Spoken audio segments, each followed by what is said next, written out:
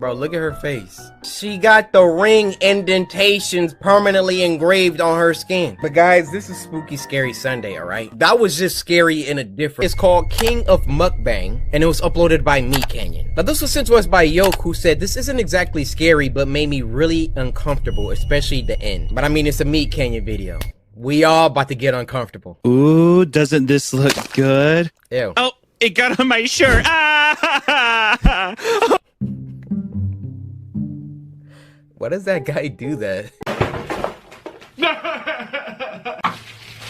I don't watch the guy. I know his name is Nikado, Avocado, something like that. I've seen the memes of him dropping food and he's... Ooh, doesn't this look good? Oh, it got on my shirt. All right, last pause. Notice he ate that food without even stopping talking. He said, doesn't this look good? Like, he just kept... Ooh, doesn't this look good? How do you do that? Oh, it got on my shirt. Ah! Oh my gosh, I'm out of food. No, you're not. What? It's your fault. Huh? Ooh, look at this though. That's tasty. I know all you trolls come to my channel and tell me to eat healthy food, but then if I eat healthy food, no one watches the video. So what? I'm just gonna do what I've always done, and I'm gonna eat these spicy tacos. Thank you so much for watching. I mean, I kind of got mixed feelings about that, but I'll save it at the end. And I'll be back tomorrow to eat more Taco Bell and Takis. Wow. Oh boy. We got the gold play button though. Right? It's worth it, right? We need to retake this photo. Wait, which one? The one where we went to Florida a couple years back. It was such a nice time.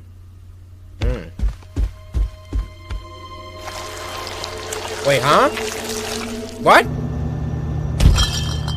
Did we ever get more cheese at the store? I need it for a video. Gonna try and record 2 more today. If I keep uploading at this rate, we'll be able to get that house we were looking at. Wow. Who knows? Maybe we can even get matching G-Wagons. What's happening? What? Why's everything melting? No. What's happening? I'm confused.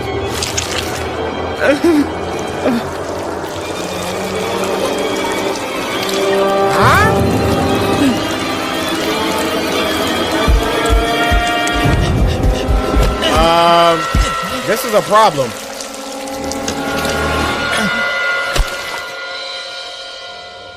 It's like an episode of the Twilight Zone. Don't touch me! Whatever he touches! Oh! No, Arlen, no! The wall. The wall. What?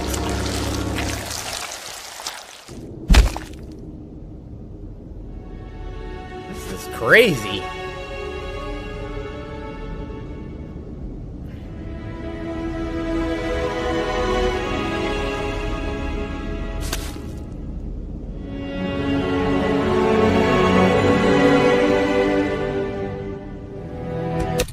This music is like so epic. I feel like I'm watching a real movie right now.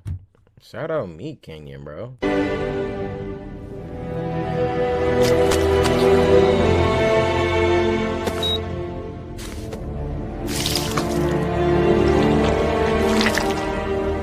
What?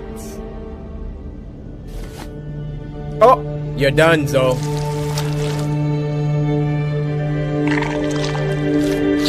And then he ate it. Dang. I feel like that was like there's like a lesson in there somewhere. Nikado Avocado. Listen, bro. You don't know me, and to be frank, I don't really know you. But human to human, take care of yourself, bro. The video presented your motivations for doing all of this as like money. Play button, G-Wagon, you know what I mean? I don't know if that's really why you do what you do. I understand things get crazy. You get a big following on the internet. You feel pressure. You got expectations. I live this life. Beyond all of this internet persona, YouTuber, beyond all of this, you got you. And just as another guy on the internet, take care of you. You can still get views without I mean, it's funny. Yeah, it is. But you should never feel like you have to kill your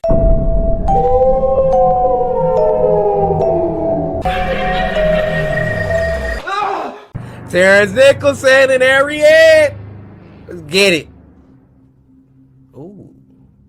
This story happened when my The Grinch. Oh, y'all remember this one? girlfriend Lindsay resided in Tokyo, Japan for her teaching abroad occupation. That's what's up. She taught English to foreigners for a fairly decent pay. Okay. I personally wasn't too cultivated by the idea, as the thought of Lindsay being in a foreign country by herself really stressed me out.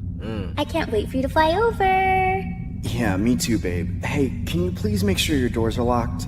I already locked it, silly. Stop being so paranoid. I know I'm being paranoid. I just love you. I just want you to be safe, okay? Dang. Don't worry, I am. Being away from Lindsay definitely took a toll on my health, as I would constantly get anxious from worrying about her safety. Knowing that I didn't have the capability of protecting her from any unlawful perpetrators always gave me extreme anxiety. Which is why my doctor prescribed an inhaler for me to use every time I felt the symptoms get out of hand. Okay. I didn't do too well with long-distance relationships, but I really wanted to support Lindsay in her career endeavors. Bet. I'd fly over there on occasion, usually around the holidays when work wasn't so strenuous for the both of us. Okay. I remember spending the majority of my time watching the rather odd Japanese shows. game shows while Lindsay and her roommate Saki would do after-hours work from home. Lindsay and her roommate Saki. After hours work? What y'all think after hours work is? While Lindsay and her roommate Saki would do after-hours work from home. Staying in Japan was quite the culture shock. I wasn't used to the Eastern lifestyle, but the longer I stayed there, the more accustomed I became. Or I should say, the more comfortable I felt with Lindsay's stay there. Being halfway across the world made me adjust my sleeping schedule, as I made it my duty to video chat Lindsay every day at exactly 3 a.m. in the morning. 3 a.m. over here was equivalent to 5 p.m. over there according to the time zone difference. Dang. I'd make it a routine to catch Lindsay after her work shift was done, even if that cost me a few hours of sleep. You guys doing anything for Halloween? Yup, Saki and I are probably going bar hopping. That sounds nice. I wish I could be there Babe, we'll talk later. Saki's calling me. Seeing that Lindsay See, I had my suspicions at first. They have been confirmed. I woke up at 3 a.m. to talk to you. Saki is your roommate. You gon' had a roommate to acquaint herself with gave me a little peace of mind. A lot of my friends were well aware of how concerned I was about Lindsay's well-being. So much so that they would message me encouraging words to help cheer my merch if you want to drip. me up. But all of that changed one night when I got a message from one of my close colleagues from school. I opened the message and read, "Hey Craig, I know you're concerned about Lindsay, so I thought you..." Look at all these Easter eggs. We got Daniel from the Russian Roulette online a year ago. We know what happened to him, why he not getting back online. The message and read, "Hey Craig, I know you're concerned about Lindsay, so I thought you might want to check this link out." It was a link to a forum titled, "Is Teaching Abroad in Japan Safe?"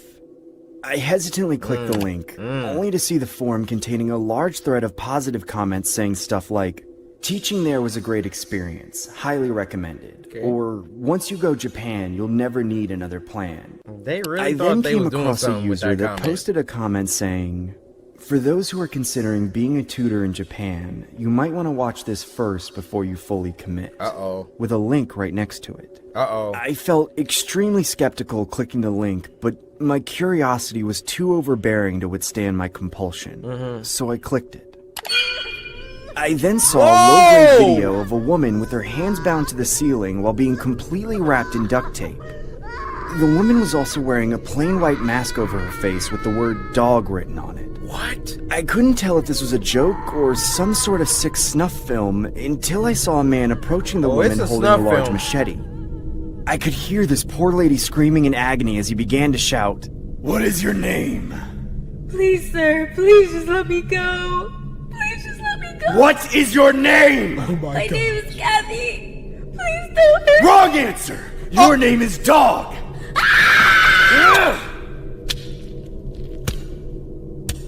Oh! That's when I exited my web browser and instinctively video called Lindsay. It was about 3:15, the time I usually video called her. Oh, why now? Come on, answer the video call, damn it! I assumed she was still at work, or possibly out with a roommate, so I waited patiently for a return call at her convenience. I decided to stroll around Instagram for another hour or so till it was time to call it a night. I noticed Lindsay had posted a few pictures from the Halloween night out she had a couple days ago. It looked like a huge costume festival of some sort on the streets of Japan. That's when I spotted a shocking revelation in each of the photos presented. What? I saw a man wearing the same god mask as in the snuff film I'd seen earlier, nonchalantly masquerading in the background of the photos. He was in every photo looking towards the direction of where the picture was being taken. Or should I say, the direction of where my girlfriend and her roommate were. Wow. They didn't notice that? That's when I get a video call from Lindsay. Hurry. I unnervingly accept it and see what seemed to be Lindsay and her roommate Saki wearing white masks with the words Dog 1 and Dog 2 written on them. Hey, why the hell are you guys wearing that? I want to play a game. Guys, who the hell is that? They both stood there silent looking at the webcam, almost like my words didn't have any significant purpose to them. I then heard the man in the background saying, "Transfer $20,000 to Dog 2's PayPal account right now, or else they both die." What the hell is going on? Please, leave them alone or I'll call them! Sir, I have $19.12 in my checking account. Or else they both die. What the hell is going on? Please, leave them alone or I'll call the cops! So be it. Dog 2, take out Dog 1, now! Please don't make me do this. Do it! Dog 2, take out Dog 1 now or else you're both getting taken out! Oh my gosh! Do it, Dog 2! Take out Dog 1 right now or else I'm taking you both out! No, please. That's when Lindsay raises a large kitchen blade in the air and stabs Saki in the neck. I can hear her gargling her own blood while struggling to gasp for what seemed to be her last remaining breaths on Earth. Dude, please stop this. I'm begging you. I'll do anything you want. Just please don't hurt my girlfriend. That's when the voice in the background revealed himself, only to unveil the same man wearing the god mask that I'd seen in the snuff film and Instagram photos earlier. He then grabbed Lindsay by the forehead and raised a huge machete in the air, saying, "Transfer the money or else this dog gets put down too." Dude, please, I'm transferring the money right now. That's when I grabbed my phone and immediately began to transfer $20,000. Dang, you got it like that? Here, look, I transferred $20,000. Now, please, can you let her go? I did everything you wanted. The man then approached the camera up close and began saying, "I'm just a guy trying to survive in this cold, cold world. I just do what I have to do to put food on my family's table, you know? Just know that Really? God has nothing to do with this." What the hell? I began a request for another video chat, but there was no answer.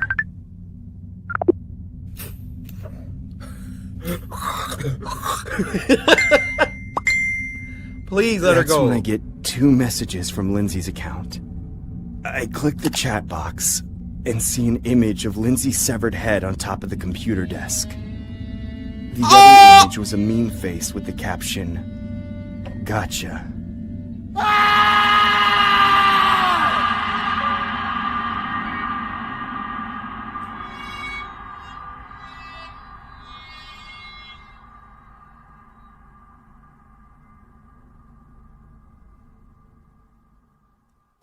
Alright, so the first Crypt TV film we're watching is called A Door in the Woods. Let's get started. Oh my gosh!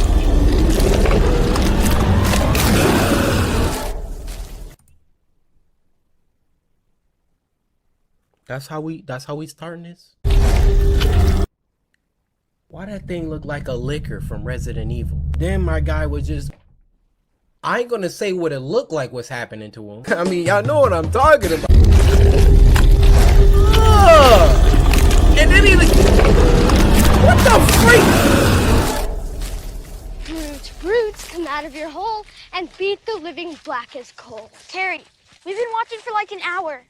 Are you sure this is the way? She knows where she's going, Ben. Roots go back in the hole and spare the living one more soul. Stop it, Matt. Yeah, man. Should we really be doing this? The freak. There's a reason the story tells us to stay away from it, right? Terry's dad is in the high order, Ben. I think she would know.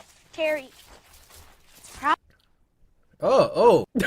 So I ain't gonna be pausing it. I just want to comment on the production value. Like production value, just like Pandories, Halloween. My pan pizza's #1. I'm running back. Everybody pay attention. I ain't pausing no more. Stop it, Matt. I probably will. Should we really be doing this? There's a reason the story tells us to stay away from it. See what y'all doing, Right? man. Terry's dad is in the high order, Ben. I think she would know. Terry. Probably just the story, Ben. Don't pee your pants again. Look at him. Yeah, I peed my pants. So what, guys? See, y'all out there doing something y'all know y'all not supposed to be doing. What? It's chained for a reason. Who's going to open it? Freaking cretins. Not me. You see, ain't no black kids. All right, it's not about race, Cory.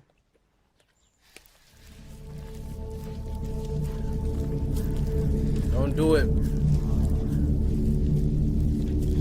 Don't do it, man. Kids, they be doing the dumbest thing.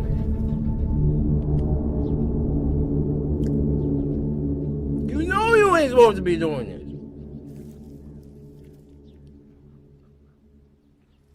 I like his little hipster cut, though. I knew he wouldn't do it. Hey, Ben, Carrie said she'd give you a kiss if you do it. Shut up, Max. No, I didn't. I mean, I like him, but I didn't say that. You still have a chance. Rest in peace. These kids is done.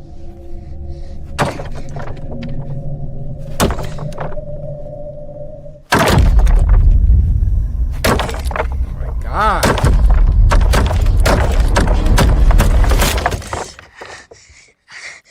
Oh! At least you tried. Maybe if you're nice enough, it'll just open by itself. No! Oh! Yeah, Ben, did you try asking it? How did the wind blow like that? His Yeah, blood... please, Brute, come out of your hole and beat the living black as coal. Yeah, eat him first. I'm tired of him.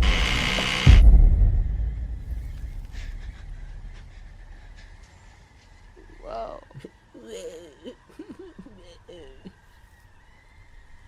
Just get out of there. Are you going to open it? You... what? Getting frustrated, guys. Getting frustrated. Don't do it. You still have a chance. No.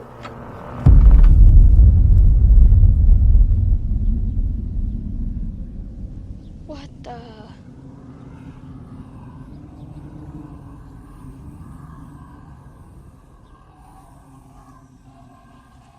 Excuse... Why would you... Ow. Oh my God!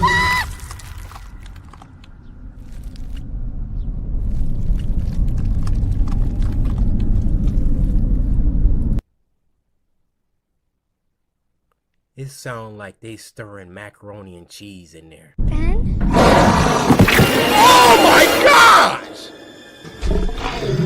Can they sew that? Oh!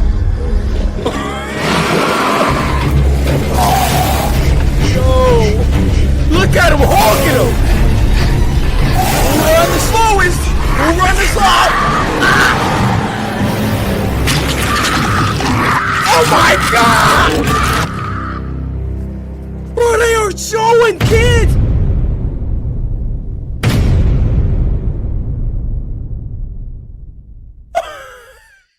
Oh.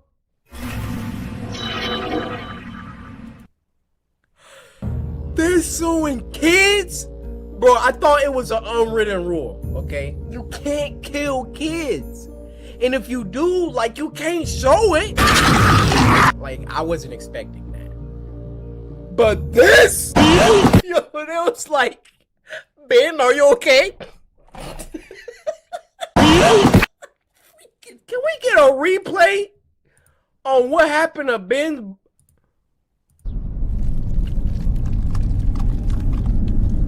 Stirring the mac and cheese. Yo, they freaking ragdoll. Years ago. More like 10 years ago. What? I used to be big into visiting weird websites. I had a lot of time on my hand. Due to not playing sports, nor did I volunteer for anything at all in high school. Lazy. I told my friend Mark that I was starting to get bored. Honestly, I was bored with what I was experiencing on these websites. He said I should go on the deep web. See, we all got a friend like Mark, just putting bad ideas in our head. Maybe you should go into the deep web. Maybe you should get a different haircut, Mark. Why are you playing a DS? What is it, 2006? Oh wait, he did say it's 10 years ago. I used to go on the deep web, but never found anything. So I decided to search through some more stuff, a little deeper. I searched for hours every day for about 2.5 months. Still nothing. Are you getting paid for this? Already. I told Mark, and of course he said just visit the dark web. When I did go on the dark web, I saw chat rooms, all with different names. I came across one named I, as in E-Y-E. It was all in caps. I entered the chat, but before entering the live chat, you are assigned a number. Mine was P34. Okay. I confirmed my number and entered. There were hundreds of people.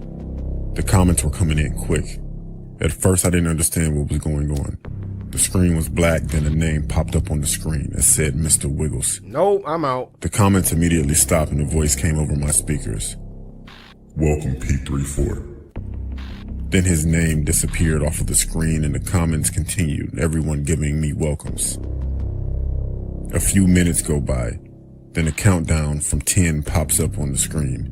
Then the chat goes crazy. Once it reached the number 1, the screen went straight to what looks like a view from a camera just watching someone in what looks like their home. I sat there watching this for 20 minutes and nothing happened, so I shut down my computer. The next day I went to school, had a normal day, went to Walmart, then I went home. I decided to go back on the same chat from before. I confirmed my number P34 and again, there were hundreds of people commenting. Mr. Wiggles popped up and just like before, the comments stopped. Across the screen it said, no new members tonight. Then the countdown started again. Everyone in the chat started going wild. The countdown finished and then it was showing the point of view from a camera again. But it was outside of a school. My school from earlier that day. Whoa! At that point, I was intrigued. I couldn't tell if it was focused on a certain person or just watching the school. After 30 minutes of watching the video, our school bell rang and everyone started to come outside while whoever was recording was positioned across the street in the car. Once everyone came out, the person got out of the car and started to follow a crowd of kids. Everyone started to split from each other. And the person recording started to follow someone. Mark! It was my friend Mark. Oh no! He had to be at least 100 feet behind him. I started to call Mark, but he didn't answer. I kept calling him as I watched the video, but nothing. This is not live. The person followed him to his house and sat outside of his house for a few minutes. The man behind the camera finally said, "No parents are home." and he began to walk to Mark's house. Rang the doorbell. Well, Mark, this is all your fault. Maybe you should go into the deep web. Maybe you should go into the deep web. Now you about to get samurai slice. I warned you. And waited as he continued to record. A few seconds go by, and Mark opened the door. He looked confused, and the guy said, P34 sent me. And Mark looked afraid that the camera shut off and everyone in the chat left. So I did too. I called Mark's house phone instead of his cell phone, and his mother answered. I asked for Mark, and she said that she thought he was with me. I panicked. I then received a notification on my phone from my Gmail account. It said the sender was Mr. Wiggles. The message was, I'm getting closer, P34. Mark says hi. I was shocked and didn't know what to do, so I called the cops. They didn't do anything about it because the email disappeared. I haven't been on the dark web since, and no one has seen Mark. Still to this day, I receive messages with pictures of me in random places, along with the same written message that said, it can happen anytime. Bro, I'm checking myself into a mental asylum. I honestly wish I never went on the dark web. I bet. Look, did you see at the end? Somebody was standing behind him. Oh. I wish I never went on the dark web. Yup. That's Mr. Wiggles. Hey, how's it going?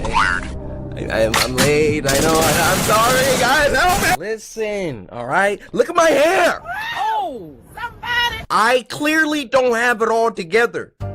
Listen, man, it's a lot of weight. It's a lot of pressure when you gotta perform on cue. Nah, I'm making excuses. See, what happened was, as I get ready to make another excuse, 2 Sundays in a row, man. It's like Sunday comes, and then I just.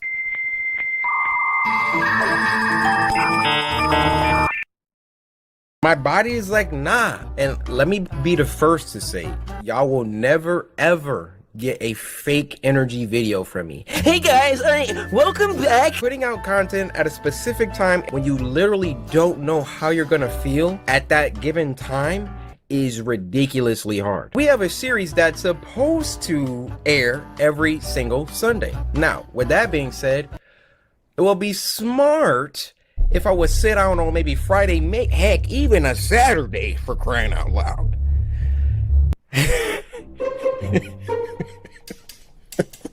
I'ma tighten up. Spooky Scary Sunday is like that fish that I can't reel in. It's like, sometimes I get it, sometimes I don't. All that matters is I keep trying. With that being said, Spooky Scary Sunday. It's not Monday, it's Sunday. I'm changing the day of the week on y'all boys. Listen, relax. We can act like it's Sunday for an hour. Isn't this nice that this will drop right after school? Or maybe you in school. And if you are in school, X this tab out right now. If you don't know what Spooky Scary Sunday is by now, then clearly you're new. And I want to say, first of all, thank you for clicking on this video. Hey, hello, my name is Coryxkenshin. I play video games on this website. Black, handsome, like long walks on the beach. And I'm a little cringy sometimes, but life is one big cringe fest, am I right? Dap me up, dap me up. No! Go ahead and press that subscribe button. And we also have a phrase around here, Samurai, slice that like button. Option 2 is you're not new and you still don't know what Spooky Scary Sunday is. Now, what should I do with you? Because clearly, you don't care about your life. Spooky Scary Sunday is a show where every Sunday, wink, the samurai come together as the beautiful tribe that we are. We sit back and watch some scary videos sent in by you guys via Twitter. Use the hashtag Spooky Scary Sunday. You follow me on Twitter at Coryxkenshin. Use the hashtag Spooky Scary Sunday and leave a link to the scariest video that you know. And if your video gets picked, Yeah, shut up. I knew you was gonna do it. I knew it. Now show yourself! So sit back, relax, grab some snacks. Let's eat healthy today, guys. Go ahead, get you some Taco Bell, everything on the menu. Go ahead, get you a side of KFC and wash all that down with a Diet Coke. And with all that being said, first video. Sour cream and onion. Ah, it is good, it is good. You know you want me. I mean, kinda. Oh, not anymore. My God, what's that flavor? It's so special. Human? That's just what I need. A dusting of your flavor on my chip would bring the world so much joy. Nah. Salty, delicious skin. Why is he letting him? This isn't real. I'm having a bad dream. You can taste me if you want. No, My thanks. dust tastes so good. I'm just gonna get another snack. Maybe some Twinkies or... Huh? Wait, what? Oh! What? No! No! What the freak? Ash to ash. Dust to dust. What?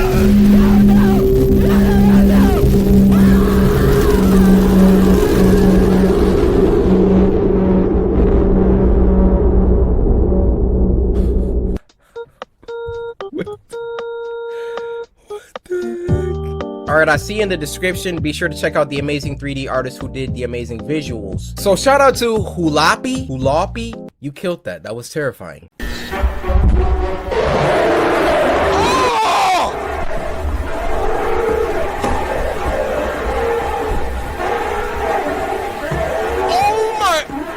Oh my!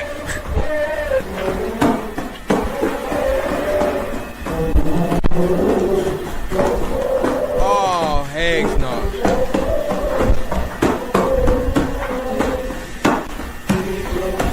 Why did it say stand still? Did the monster write that?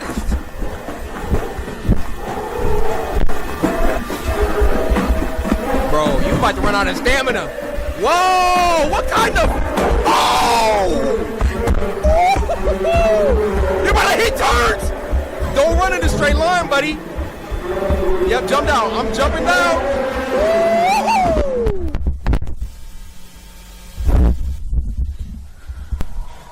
I don't care where that's going. I'm cannonballing.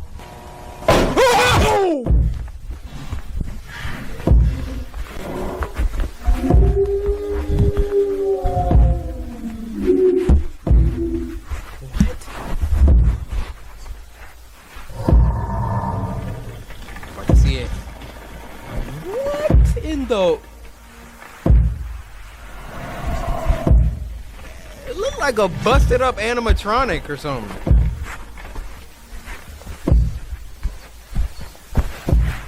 Stop making all that noise, dude. Be still. It's behind him.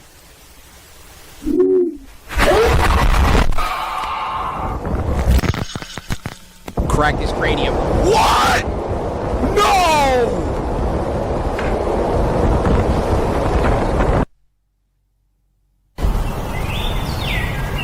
Goner.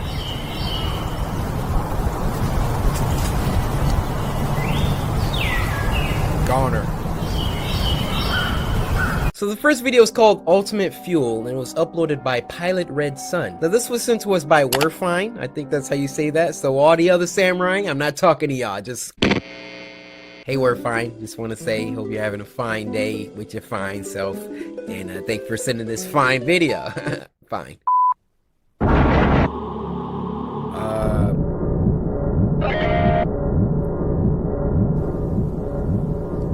This is so creepy already.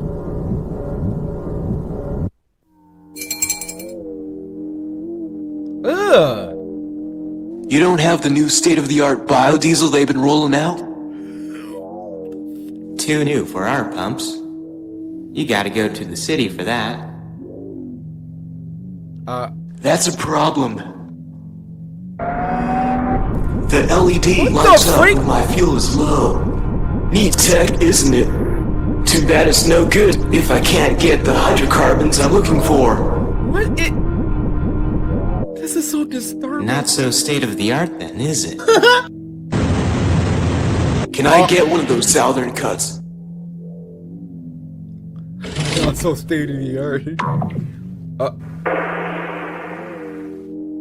Dang! Oh my!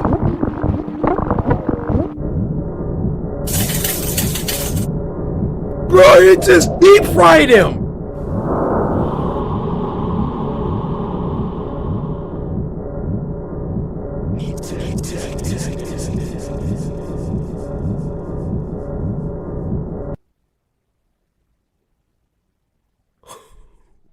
Do we just watch? This next one is called Reflection, and it was uploaded by Daydream Pictures. Now, this was sent to us by Kiana, and she said, "Good luck, baby boy."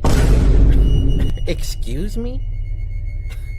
Excuse me? I'm the Shogun himself, the ankle-breaking savage from the Midwest. You never heard of me? Look.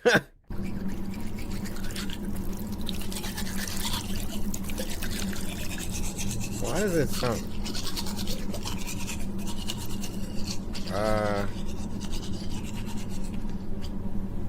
Something's wrong. You ain't rinsed their toothbrush?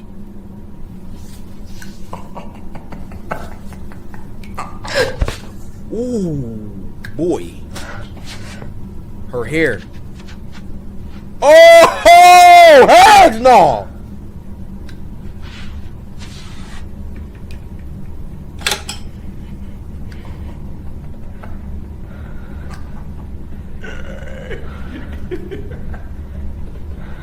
Bro, what if you saw someone standing behind you, bro? But you couldn't turn around fast enough to catch you. Oh my gosh, that bass! Oh, that bass messed me up.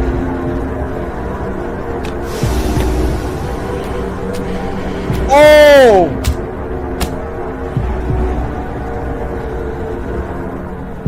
I done did the whole Harlem Shake.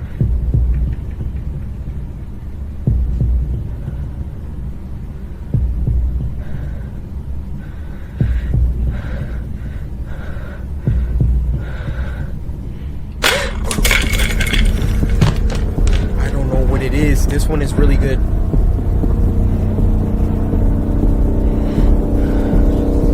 Dude, get against the wall or something.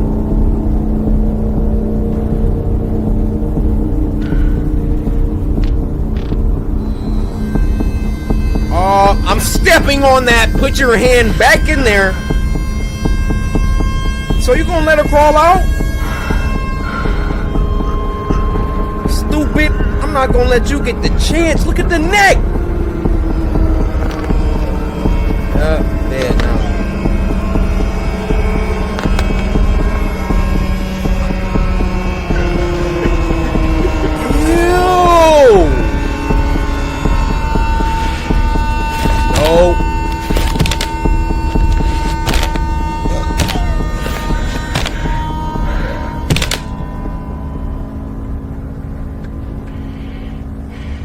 Run towards it. Run towards it.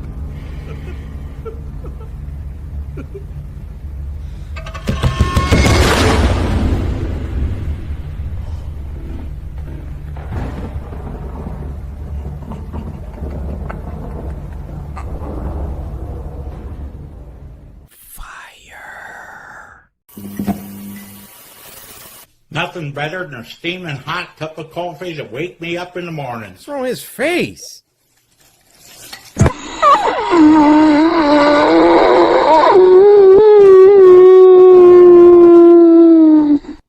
This first video is called Disturbing True Snapchat Stories Animated. The video link and channel will be in the description. Llama Arts, I'm just a fan here, okay? I'm sure your work's gonna be amazing. Please don't copyright strike me. Your boy doesn't have Snapchat, but I do have Instagram. Follow me, ladies, DM.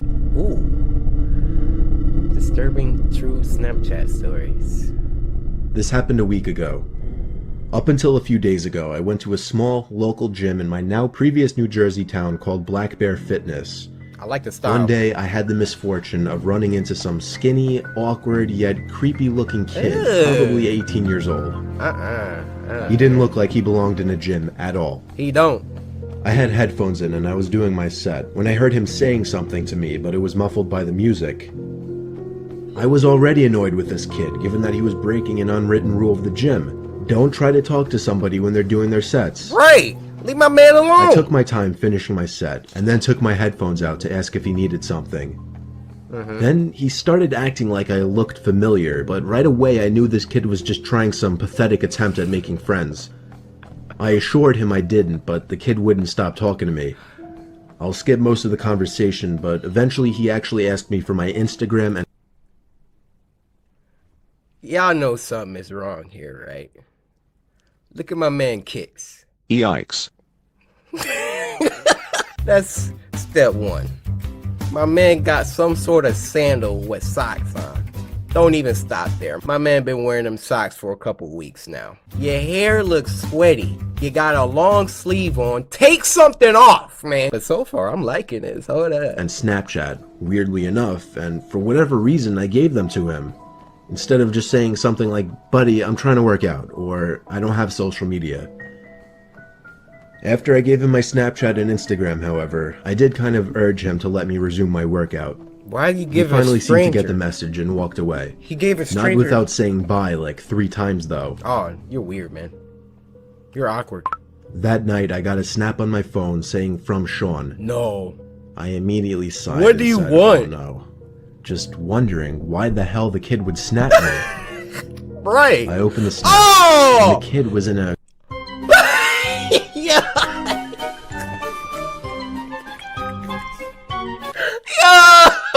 Yo! Somebody get their man! Okay, if you're a straight dude sending another straight dude poses like this, sit down, chief. We gotta have a chat. Hit him with the... Just got out of the bath. You gave a stranger your Snapchat. Nah. Y'all can follow my Instagram, though. I'll wait. Hey, we trying to get the numbers up, yeah? A creepy, weird pose, face way too close to the camera, with his head resting in his hand and a half smile on his face. The text over the picture was hey with 2 Y's. Hey with 2 Y's. Y'all know what that means, right? I used to talk to this girl. I ain't gonna say her name because I'm pretty sure she watched my videos. But every time I sent her hey with the 2 or even the 3 Y's, yeah, do you know what time it is, guy? I muttered the words, what the f***? Oh. Yeah, that is... For the record, I'm a guy, which made this even more weird. I understand. My thought process was, I've had enough of this loser already. I'm gonna remove him and make it clear I don't want to talk if I see him at the gym again. Okay. And so I did. I removed him minutes after he sent that snap. You're done. That's it. Out. I'm sure not even a minute later, again, a message popped up on my phone saying Snapchat from Sean. Yeah, you gotta get blocked. I waited a few minutes before opening it. This one was even creepier. Now the kid was sitting up on his bed. Oh, no smile, more of a surprised, angry expression. The text over the image said, "Why did you remove me?" No. Now I went as far as to block him, meaning he couldn't snap me anymore. Get that block work, boy. And that was that. We I done. threw my phone on the desk and sighed out of relief. Oh, man, that's... Half an hour later, my phone goes off, saying Sean added you as a friend, and then Snapchat from Sean. What? He actually made a new account. I opened the snap and felt my heart drop. It was a picture of my front lawn. The text over it, "Answer me, bitch." Guys, my eyes are watering. Stuff like that really creeps me out. He sent a picture of my man's house. I'm really into creepypastas. I tell you guys that all the time. There are so many stories where like someone's talking to somebody online and then they send like a picture of their front door. Yo, that junk. There's a picture of my front lawn. The text over it, "Answer me, bitch." We gotta get the 347. The first thing I could think of was, 357. how did he find my address? Then I realized, Snapchat made that new map feature that lets you see where your friends are. What? Somehow I had the balls to open the window to see outside. It was clear out there. I shut the window and the blinds and started considering calling 911. Do it! Get the pump action! It was the sound of taps on the window. I took a deep breath, and with one swift motion, I pulled up the blind and the window at the same time and pulled the kid into my room by his neck. Oh! I Go to punched him in sleep! the face a few times before he was out cold. Now No, I man, called handled this like a 911. savage. By the time they arrived, he was awake, cursing me out, promising he'd be back and kill me. Oh my gosh. Now The you gotta cops heard move. it all. I didn't even have to make a case. The kid was an idiot. Luckily, the timing of this worked out well, because I just moved a couple days ago out of state. Only thing that worries me, I don't want to have to make a new Snapchat account, but anytime somebody new adds me on the app, I'll never know if it's secretly that Sean kid again. Yo, that is so creepy. That's the whole story? Oh, man. These things are crazy. Yeah, let me hit that subscribe one time. So does Llama Art do the narration? No, Mr. Nightmare. So Llama Art takes audio from people that do like creepypastas or scary stories, and then Llama Arts animates it. That's fire. Can we clap it up for the guy in the story actually just pulling my guy in? No, go to sleep. You know what I'm saying? I ain't hiding under the bed. I ain't hiding in the closet. Get in here and catch these hands. You wanna be outside my house, then you gonna catch my claws. Oh my gosh. All right, guys, we gotta do one more. The first video comes from Ate herself, Sapphire. Hey, Ate, how's it going? Now, this one is called I'm a 911 operator. And since Ate Sapphire herself sent it to me, we know this one's gotta be good. Hey, Outings, it's your Ate Sapphire. Before we start today's episode, Ate. I want to tell you about one of our sponsors this week. Hey, I'm Sapphire. Want to hear something scary? It's been I'm a 911 operator. Oh. The following story comes from the No Sleep subreddit, written by username Higgs Thunder. All right, Higgs. Let's see what you got. 911, what is your emergency? Yeah, hi. This is gonna sound kind of strange, but There's a man stumbling around in circles in my front yard. Could you repeat that, sir? he looks sick or lost or drunk or something. I just woke up to get a glass of water and heard snow crunching around underneath my front window, so I peeked out. I'm looking at him now. He's about 10 yards away from my window. Something's not right. What is your address, sir? 1617 Cory Lane in Pinella Pass.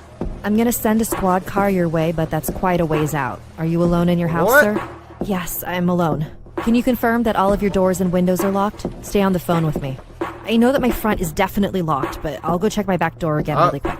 I appreciate your help, by the way. I know this is kind of strange, but I really hope that... Sir, are you still there? He did. He's still in the yard. But what the hell? He's upside down. Sir, stay on with me. What is happening? He's staring right at me, but he's standing on his hands now. Oh! He's perfectly still, staring straight at me. He's doing a handstand and he's smiling at me and not moving.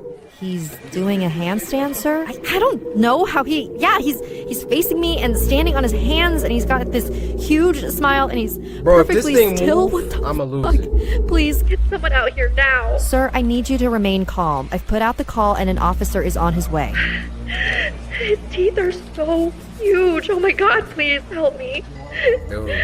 Sir, I want you to try and keep an eye on him, but make sure your back door is locked again. We need to make sure all possible access points are secured. Can you talk me through and confirm that your back door is locked? No, I cannot do that for you, sir.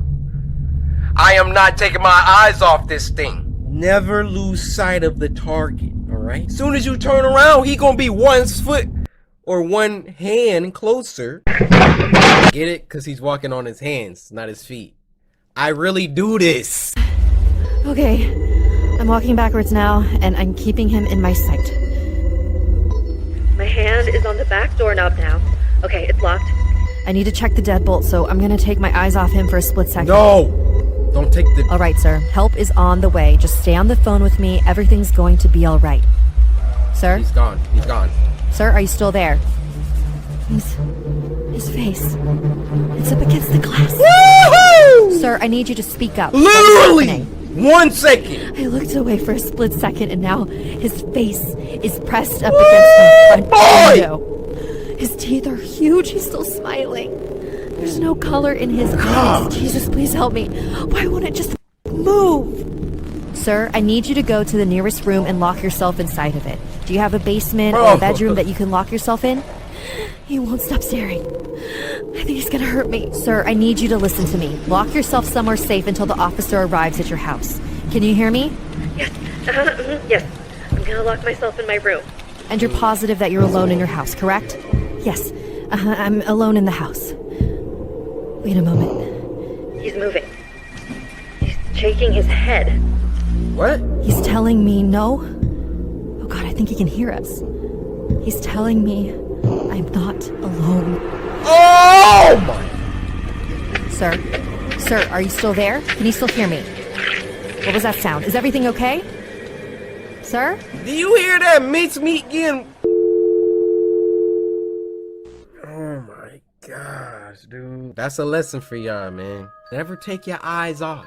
You know, if you're back against the wall, honestly, you got nothing to lose. Like, you're dead anyway. Honestly, when your back is against the wall like that, let's say like you are home by yourself, the police are not gonna be there for 30 minutes and someone is standing against your glass. You actually think you're gonna have time to stay on the phone until they...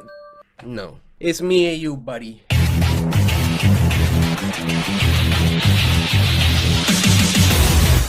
That's an all-time Goku, so you got that going for you.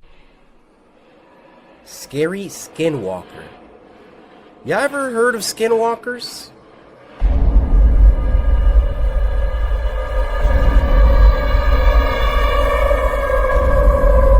Yo, X-Men Cartoons is a beast, man.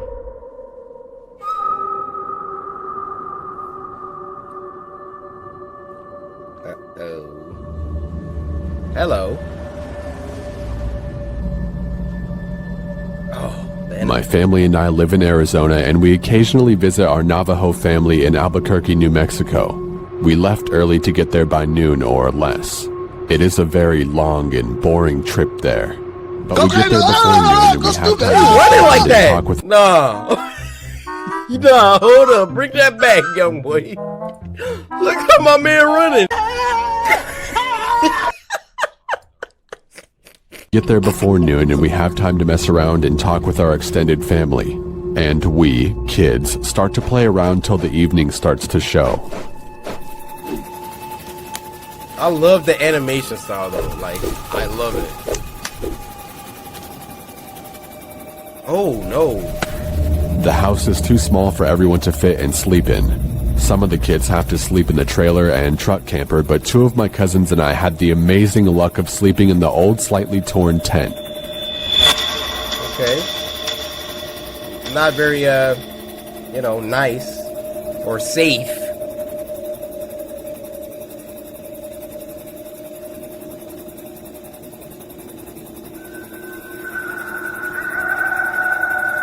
No, thank you.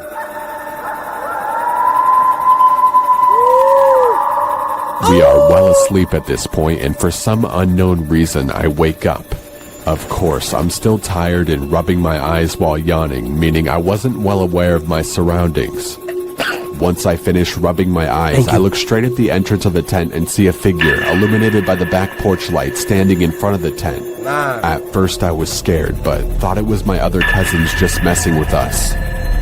As this person was still standing outside our tent looking at us, I turned to one of my older cousins who was 2 years older than me to wake him up and tell him that someone was standing outside of our tent. Bro, wake up! He tries to brush me off, but I persist and he turns to me and asks me what I wanted. I tell him to look at the entrance of the tent, and he does.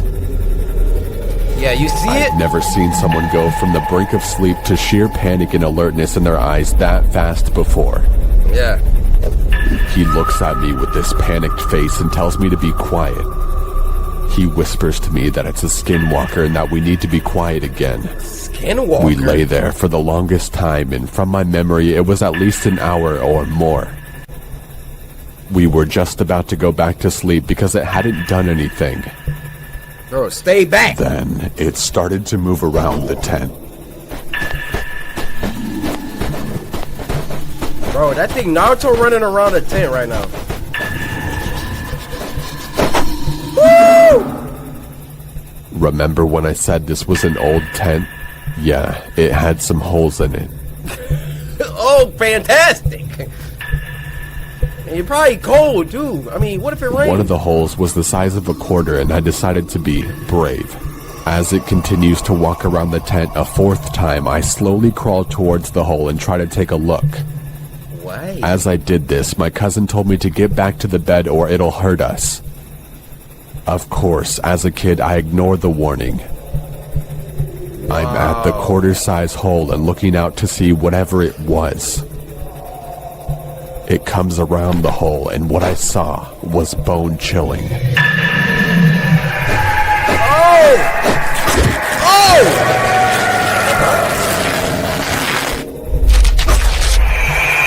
What? I bolt back and hide under my sleeping bag while my cousin does the same. This thing decided to stop moving and start looking at us again. I hid under the covers and spent every ounce of energy being scared. And then there's one fundamental thing that I'm not understanding here. Right when I first saw that thing, help! Help! Help us! I mean, it's like 50 people in the inside. You're either gonna take your chance trying to stay quiet and just hope this thing doesn't kill you, or you're gonna at least, if you're gonna go, somebody gonna come out and see that junk, and then they could shoot it and do what they gotta do. It's just I look at things from a black perspective. You know, when I'm threatened, I just yell automatically. I hear some, hey, who over there? Hey! You know, that's just me. I'm not like, oh shoot, we gotta be quiet. Like, it's certain situations for that, alright? And then I finally fell asleep. Oh, okay, so their way worked. Maybe my way would have got me 8. Alright. So that thing just was standing over him all night. I'm never sleeping in a tent again if I'm this guy. Ever. I woke up early, maybe around 5, and I decided to look around the tent to see if there was anything there. I see footprints, bare footprints that send shivers throughout my body. I saw the footprints move around the tent. This hit me hard because I was now realizing it wasn't a dream. As I further investigate the footprints, I noticed that it went off track. It went off to the rocky hills nearby where we were staying at. I follow the track to the hills, about a football field away from the house. Why? As I continue to follow the tracks, something strange and scary happens. It goes from 2 footprints walking for a while to footprints and handprints in the dirt starting to form.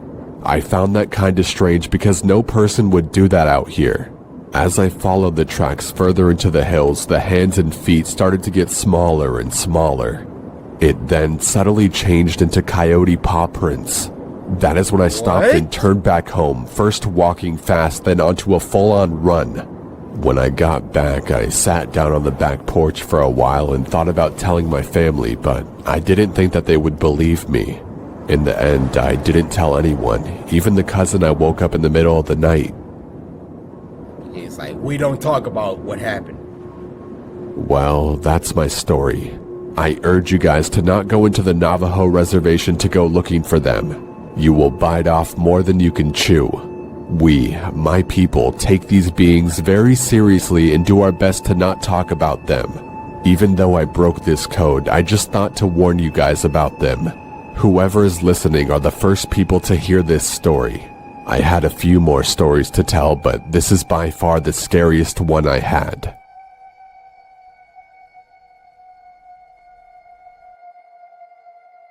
Hey guys, you want a tip to circumvent everything he just said?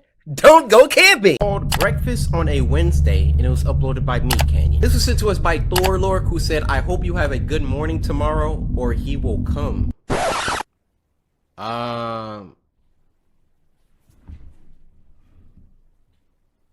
Who? It's hard losing weight. It's an everyday struggle. You will always tell yourself, I'll start to... I was just about to comment on, like, I know a lot of people like trying to lose weight and stuff, and like my whole life Your boy just been built different. Like, I'ma censor that out because there's too many 12-year-olds on the channel, but Wow. I just been so I can never like understand y'all struggle, people trying to lose weight, but just keep going, keep fighting, man. Every day is a struggle, but every day is another chance to get another dub. Because you gotta look yourself in the mirror and be like, yo, I did that today. I ate right. I exercised. I did that. And I salute you, Chief. And if you fail today, well, tomorrow you get another chance. All right, I don't know where that came from. Always tell yourself, I'll start tomorrow. I'll start tomorrow. But you have to take action to make change. Facts. This time I can change. I know I can. Forgetting something, Joshua? You about to be like, where your Frosted Flakes at? No, Tony. I don't think so. What about your cereal? Nah. You always start the day with a bowl of cereal. Too much sugar. Well, not anymore. I'm gonna change, Tony. Change for the better. No. Come on, Joshua. You don't mean that here. Here, come here. Come on. You don't want to eat that fruit. You want this sweet treat. So yummy and delicious. Here, come here. Tony, I'm not eating that. I'm done with that. Who's your tiger? You are. Oh, yes, that's right. Now, Bruh, I'm who's just... my little piggy, huh? Who's Who's my little piggy? I am. Yes, that's right. That's right. Why is you in my ear? Come on. Me can They're you? great. Me can you? What it? There you go. There you go. Bring it up to those luscious lips. Hold on. Me can you? What? You gotta explain yourself. Come on. They're great. He even hit us with the they're great. There you go. Bring it up to those luscious lips.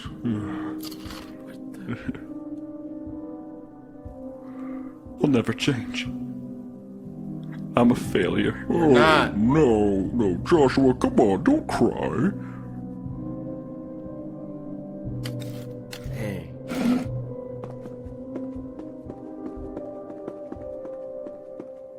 It's hard losing weight.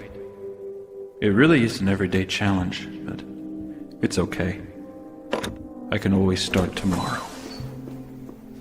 You freaking Tony the Tiger. Not gonna lie to y'all, Frosted Flakes be hitting. It was a late, moonless, snowy night. I heard the chilling cry of a bobcat as I arrived home from my parents' house, where we had just had Thanksgiving dinner in northern Michigan. Exhausted. Michigan? I recognize him! That's my boy Dylan! Exhausted, I had finally made it to my bed when my pregnant girlfriend asked for nacho cheese munchies. Reluctantly, I laced up my boots and went to my car. Due to the cold, it took me a while to start the car, which only made me more irritated. But eventually I got it started, and I arrived at the convenience store to retrieve my girlfriend's mandated snacks. As I left the store, walking back towards my car, I saw a shadow of movement out of the corner of my eye. What looked like a person stood near the dumpster, just out of the light. I stepped towards the figure, and she looked at me with a giant Let's do a quick little survey. I'm gonna pass it on over to our game show host. Thanks, Cory. So, before we get started... That's not a mic, that's a lint roller! Someone kill that guy. Sir, come over here, please. Wait, no, I was just kidding. Yeah. Stop moving, sir. Wait, sir. Get off me! You earned that one, pal. Hey! Alright, let's continue. Would you A, go investigate the creepy old lady, B, run for your life through the woods, C, get in your car and drive home, or D, call 911? If you answered anything other than A, good job. You are going to survive. It seems that we got some interference. Like a person stood near the dumpster, just out of the light. I stepped towards the figure, and she looked at me with a giant sinister smile. Oh! Her face was so weathered, it looked like she had cracks all over her face. She was crouched down and appeared to be chewing on something. Oh! I looked to see what she was chewing on. To my surprise, it was a severed arm. It looked old, as if it had been rotting for weeks. I saw her glance at something in her pocket. I could see the outline of what looked like a pocket knife. As soon as I looked back up, she quickly charged me. I pushed her away and ran back to the convenience store. Okay, last time I'm a bossy, bro. You see that freaking poem of justice? Burst through the door and frantically yelled towards the cashier to call the police as I turned to lock it. He asked me, "What's going on?" I scowled at him. What's going on with your hair? "Please, just call the cops." I looked back outside and saw the woman had moved across the street and was still scrutinizing me as she maintained her benevolent grin.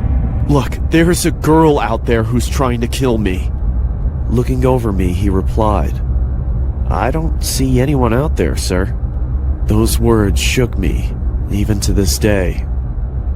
When the police reached the gas station, they began looking around for the woman while one of the officers asked me what had happened, and I told him the details of the encounter. One of the officers came back and said he couldn't find anything. I then took them back to where I first noticed her. We spent a few minutes intently searching, but there was no proof she was ever even there. No blood on the ground? The officer cocked his head and looked at me as if I was deranged and asked me in a judgmental tone, "Are you feeling okay?" I was about to defend myself, and then I started to think. I am tired, and I have had a couple of drinks, so I just told him, "Yes, sir. Sorry for bothering you. I hope you have a nice night." And then I drove home. I got home at around 4 o'clock in the morning. My girlfriend greeted me with an angered but concerning tone of voice. She asked me, "Where were you? Are you okay?" So I told her everything that happened. Of course, she didn't believe me. I couldn't get to sleep that night. I sat in my bed questioning my sanity, wondering if it was all even real. It was Am real. I crazy? Maybe I'm just tired. No. But no, that can't be it. I saw it.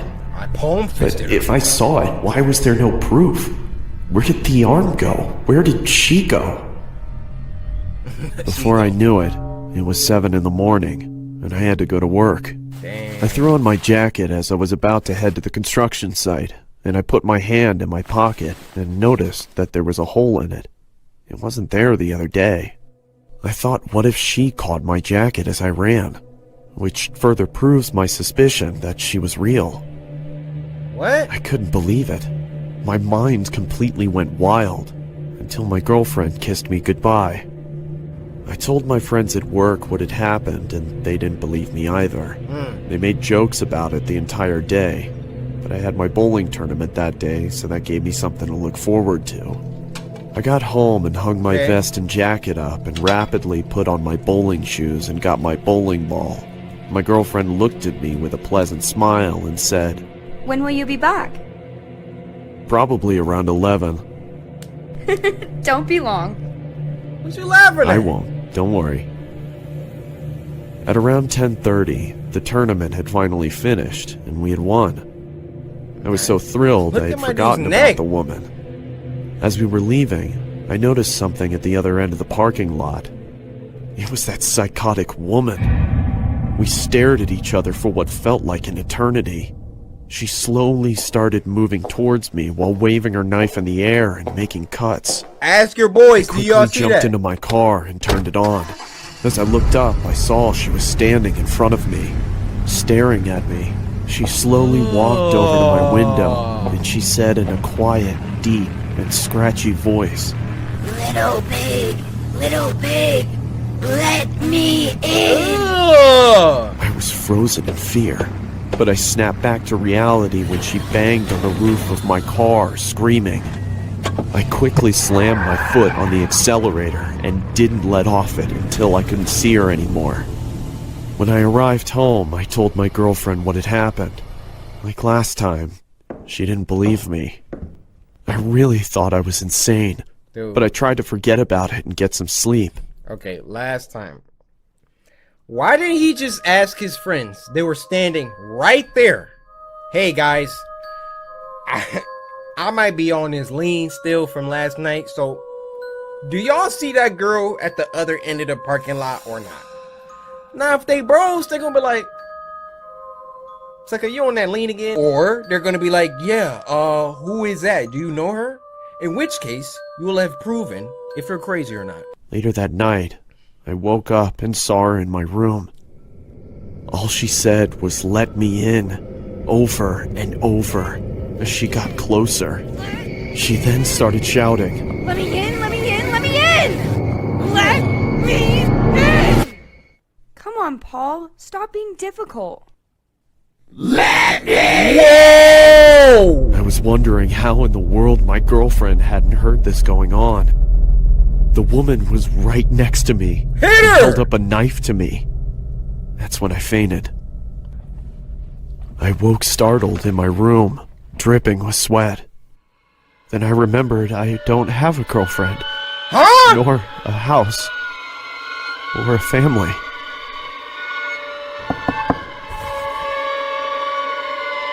Come on, Paul. Time for your morning meds. Let me in.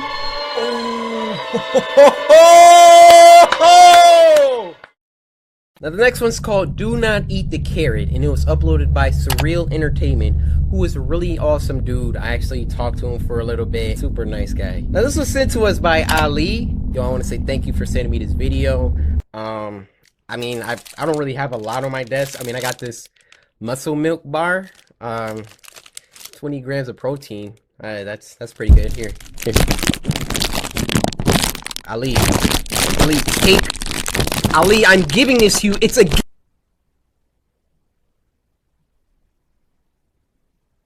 creepy deep web horror story, and it was uploaded by Wansi Entertainment. This was sent to us by Jalen Garcia.Coryxkenshin, so I can only imagine that you appreciate me. You've already sliced that like button, and the fact that you've sent me this could only mean that you adore me. And Jalen Garcia.Coryxkenshin, I adore you as well. Any deep web anything, I'm not a fan. A few years ago, while I was in high school, the deep web was becoming very popular. This is a brother. You can always tell a black guy from a white guy. Like my voice. Like, if y'all heard me on the phone.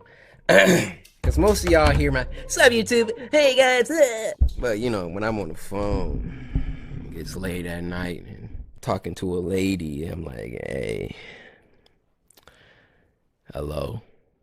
Yeah, girl. Yeah, I just got done. I just got out the shower." And then I hit it with the Sarange. Anaseo. Kita. Sarangeo. 2 years ago, while I was in high school, the deep web was becoming very popular. I never really got into it until my friend told me about it because he was into that weird stuff. Yeah. One day after school, I had nothing to do, so I went onto the browser Tor. Oh. I didn't really see much, so I called my friend over so he could help me out. Once he got to my house, we started searching more and more. We saw a lot of drugs and illegal weapons, stuff like that.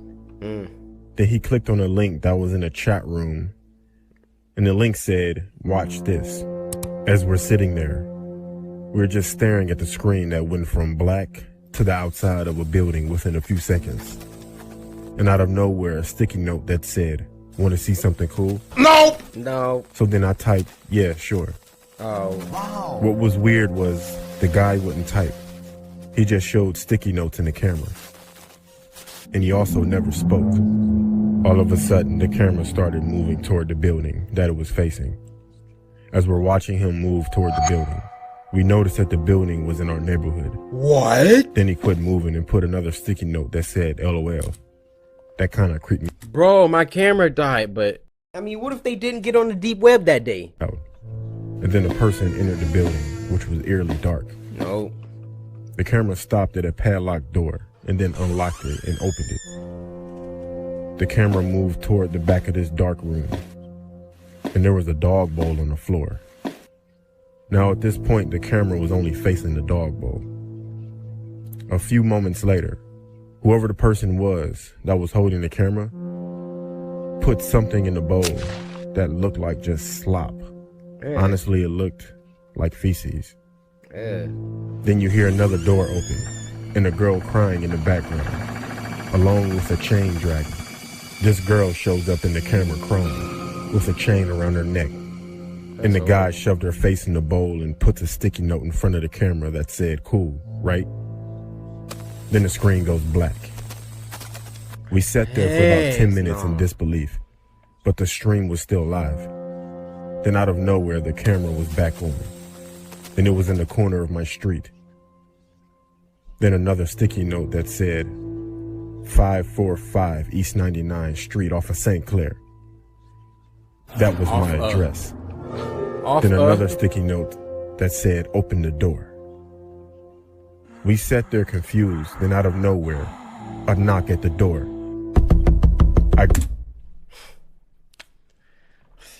Somebody come knocking at my door? Now let me tell you something, brother. You wanna come knocking at my door looking for trouble? I got a friend here. His name is 12 Gauge. He only speaks one language, and that's buckshot. Grabbed my phone, jumped up, and we both ran to the back door. Then we heard a knock at that door right before I grabbed the handle. At that point, we had someone at the back door and someone at the front door knocking. Okay, y'all got two people. We were stuck. Critical thinking wasn't my strength at that point. We ran upstairs, called the cops, and locked ourselves in my room. The cops showed up, but no one was outside. Only items that the cops found were 100 sticky notes, all with my address written on How them. they got that much time? I told the cops about the building with the girl, and they found it. The girl was 14 and had been missing for 5 weeks. We moved out of that house within a week. But I would never visit the deep or the dark web again. Thanks, my man. I already learned about the dark web from Adam, and welcome to the game.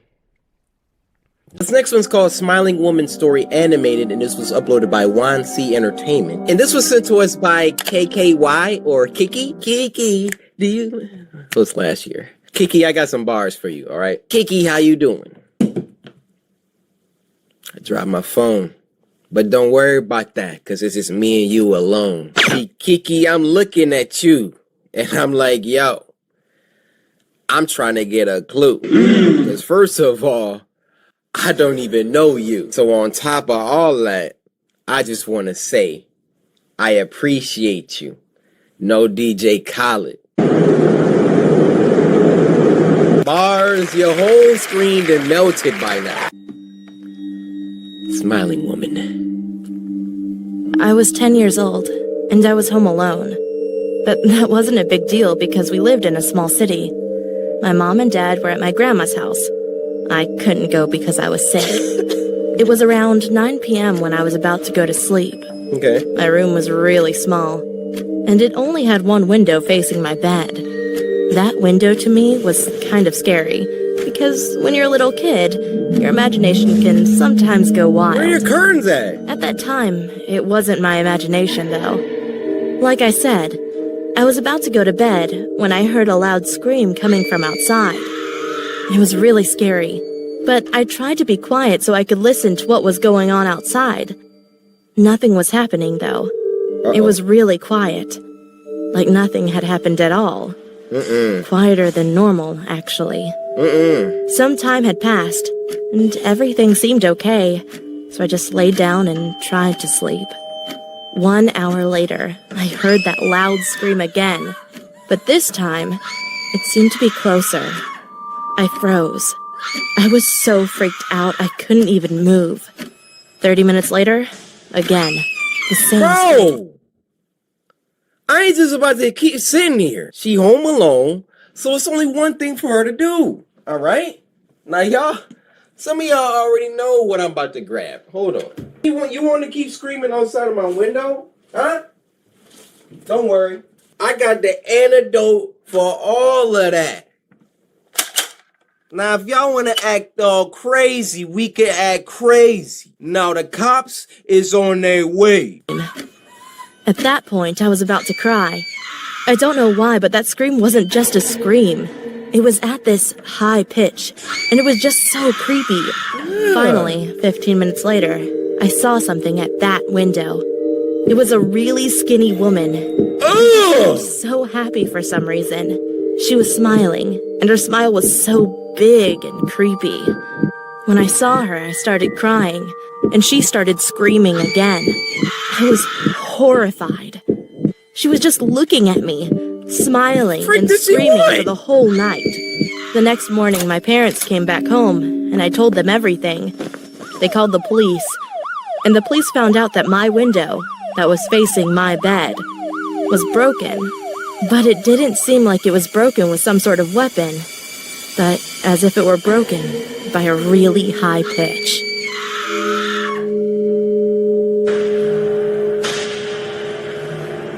I got so many questions. You doing all of that screaming? None of the other neighbors heard? She waited till the entire next morning for her parents to come home?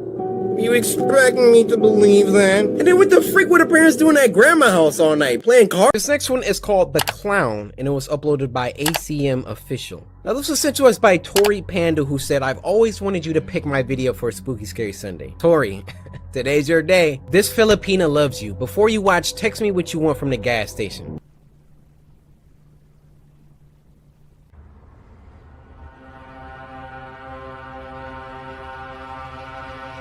Alright, they starting it off hot. Off the jump? Huh? What was that?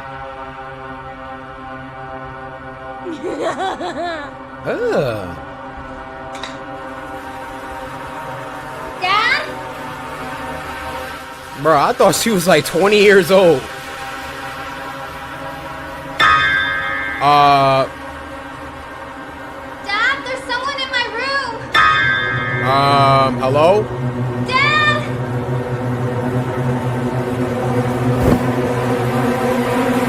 Music!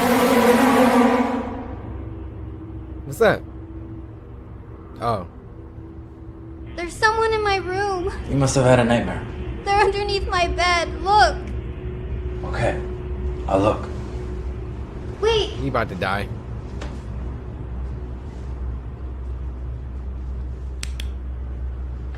Yep, you out of there.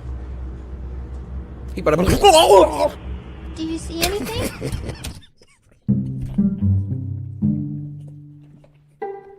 You just see his feet dangling. I don't see anything under your. Dad? Wait, he for real died? Dad? No. Oh my! I'm sorry, dude.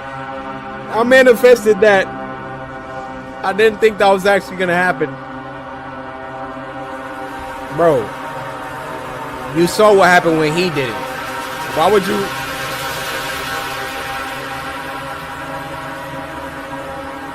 Acting on point. You see the hand shaking? Yo, that was scary. Oh.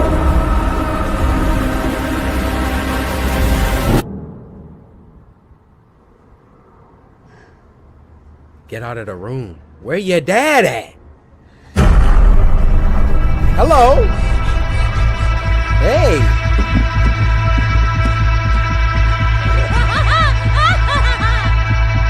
She about to get dragged back in? Why'd she stop to turn around?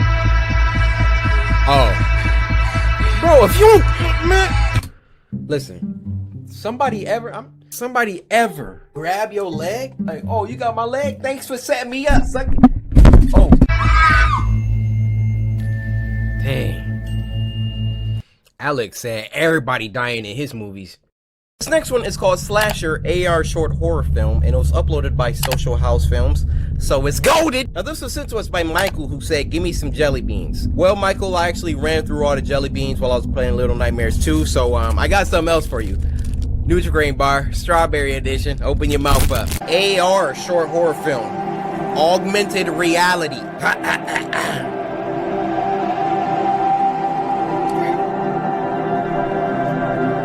This is a horror film? This is like a relaxing getaway, more like. Man, I wanna... New AR games available. Yo! Dang! This is so cool. She had a... She got a freaking Oculus Rift. That's Slasher. Why would you pick that one? Why would you pick that one? Generating 3D scan. Yo, I see y'all with the graphics. Except, hold on. That's where they get you in the user agreements. Accept Slasher's user agreement. This game may use personal information, location, and data to enhance game's motive. By accepting these terms, you waive safety and privacy rights. By clicking accept, you confirm you have read full user agreement and authorized consent. This is why I need y'all suckers to start paying attention to what you agree to. What you mean you waive safety and privacy rights? Nah, I can't play your game. Watch, he gonna click it. Victoria, come on now, what are you doing? Alright. She out of there. And that's the new headset that just came out too, I got it. Minor flex. This game uses geo-targeting, please. Why would you do? Jeez.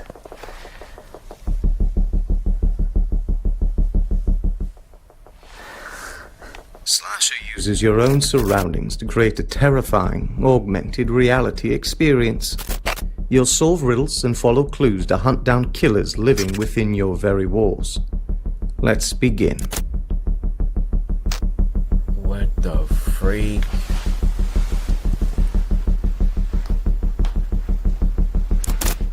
Yo, why is he standing there with his You mouth feel safe like that? in your own home, don't you?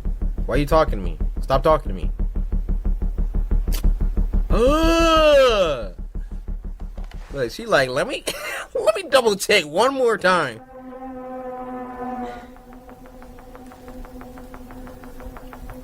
Go on. Faster. Pause. Can I give you a hand? Oh! What? That's what I call great handiwork. Bro, was this Bennett Foddy from Getting Over It? Now that you've got the hang of it, let's release your very first killer. Oh my. Are you Sounds not? like something quite important. I thought he just was been the killer. unleashed. Where could it be?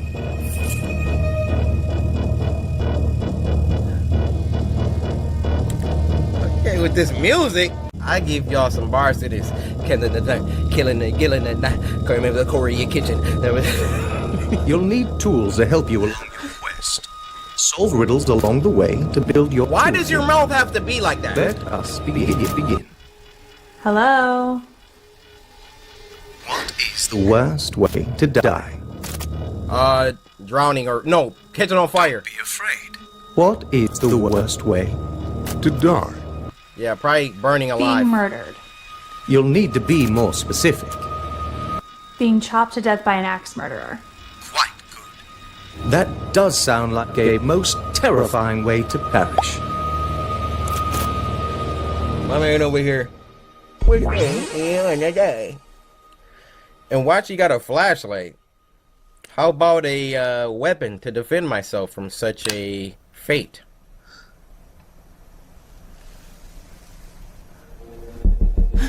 Oh, ew. Ooh. I gotta take the mask off at that point. No future.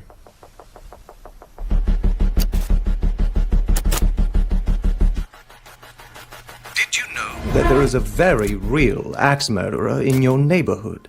Whoa! He knows you live alone at 1224 Carlton Way. Whoa! Don't be scared. We just want to play. Maybe we'll come play tonight after you fall asleep on your couch. What? Black dress. Hi, I want to report a game in your collection. It's called Slasher. Okay, what's going on? The game is threatening. It knows things about me, like my address. Hey, you waived your right. This is one of our games? Yes. Okay, just bear with me one moment while I pull this up. You waived them privacy rights. But they knew about the black dress? I'm sorry, but we don't have a record of a game by that name in our catalog. I heard something open. What do you mean you don't have a record?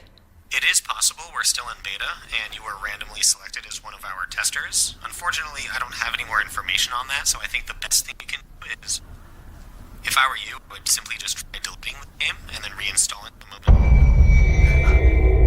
What? Hello?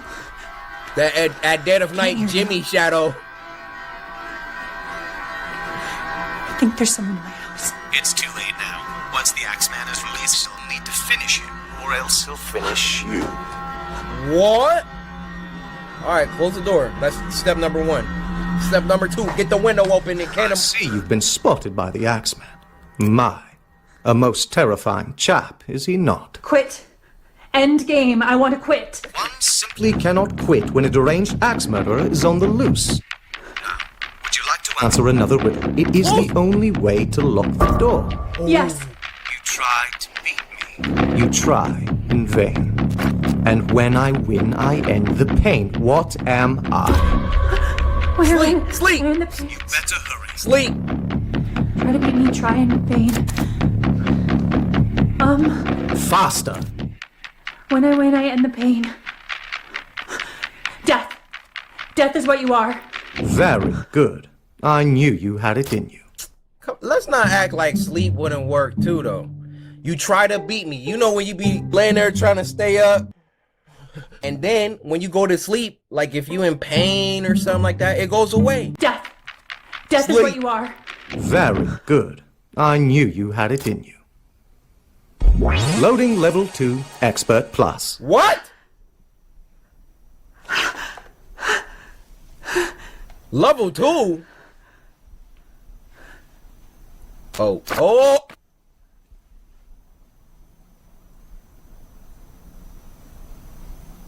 Dude, don't put that mask on, man. Whoa!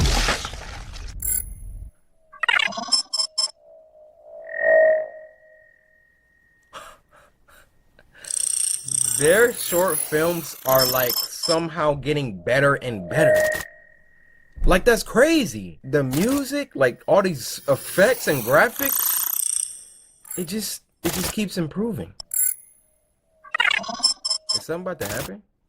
Wow, man, that was so cool. Now we could get on to the real scary videos. The next one is called Instagram Dating Horror Story. And this was uploaded by Wansi Entertainment. And this was sent to us by Tom Kopersky? I'm gonna call you Tom Cop. Tom Cop, the Time Cop. What? Now, Tom, as a reward, one of these delicious, nutritious wild berry Pop-Tarts. My favorite flavor. Why do y'all do this every time? Tom, come here. Hate the Instagram horror stories. I was a big Tinder guy a few years ago. Everywhere I went, bro, this guy is black. I would update my location and then update, my body count. Body count. Then I quit doing Tinder and stuck with Instagram. Ooh. I know, they're completely different, and IG has a bunch of fake accounts. So does So Tinder. I saw this girl commenting on all of my friends' pictures. Then she commented on mine. Uh-oh. I also saw my friends replying, so I figured she was a real person because I looked on her page, and she had way more followers than people she was following. Just like me. Go ahead, go to Instagram. Everybody take a second. The story ain't going nowhere. Go to Instagram at Coryxkenshin. We trying to get to 600K followers today. If we do, who knows? knows? Maybe I might give like a giveaway on my story? By the way, why would you want to talk to a girl that all your friends were already replying to? You really trying to share with the bros like that? DM'd her. I definitely thought she wasn't going to reply, He but she DM'd did her. within an hour. Bro, you're desperate. We talked for maybe 2 or 3 weeks and we made it official. She was pretty, had a degree, and a good job, as she said. Dang. I felt she was out of my league and too perfect. Right. Every day she posted new photos. And I told my friends about her and they seemed pretty jealous, except for my friend Ryan. He said I was stupid because I never spoke with her, and I only messaged her. Yeah, I mean... She invited me over because she said she can cook. Ryan told me to don't go. The rest of my friends said don't have any kids, and they would laugh. So I went over there, Yo, this dude... but not without Ryan calling me a clown first. The GPS says she lived about Ryan an hour away. Know something. When I first started to talk to her, she told me that she lived in a nice neighborhood. But when I got there were people everywhere and the neighborhood was not that nice. Oh, turn around. We when out. I stopped at the stop sign at the corner, people walked up to my windows and asked me, what do I need? Get back! But I pulled off really fast and got to the house. It was a duplex. So I messaged her and she said to come up the stairs. It was about 9 at night and people were everywhere just standing around. Oh no. I knocked on the door and I was definitely excited. The door opened to my surprise. If you actually thought you were about to meet her without any phone calls, without any video chat, FaceTime, you actually thought you were about to...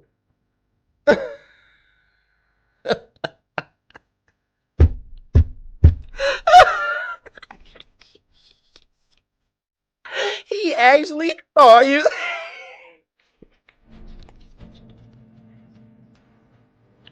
He thought it...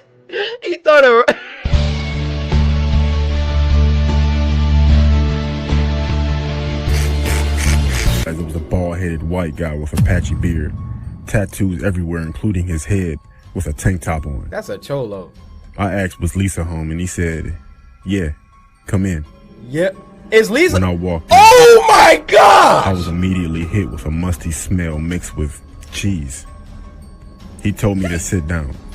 And he sat down across from me on the couch. He said she'll be out soon. He asked me, did I want something to drink? And I said, yeah, sure. When I got up, I texted her, can she come out? He got devil tattoos all she over. She immediately said yes. The man came back in with 2 cups of juice. No. One for him and one if for he myself. drinks this, I will punch then my I noticed monitor. that he put a phone down on the table next to him. So I said I would do it. This man just drank the punch out the punch bowl at the suicide party. You earned this, pal. You earned this! acted like I sneezed and got some on my arm. Then I asked for a tissue. He went to get some tissue and he left his phone like I thought he would. I texted her back, and to my horror, the phone rang.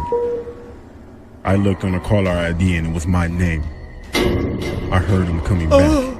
He came back and Are you serious? we sat there for about a minute. And then the phone rang again because he never checked the message that I sent. He looked at the phone. I looked at the phone. I looked at the phone. Yeah.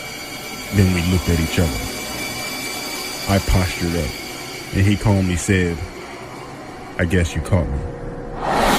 Then out of nowhere, he lunged toward me, catch these hands! attempting to grab me. Oh! I fell on his face.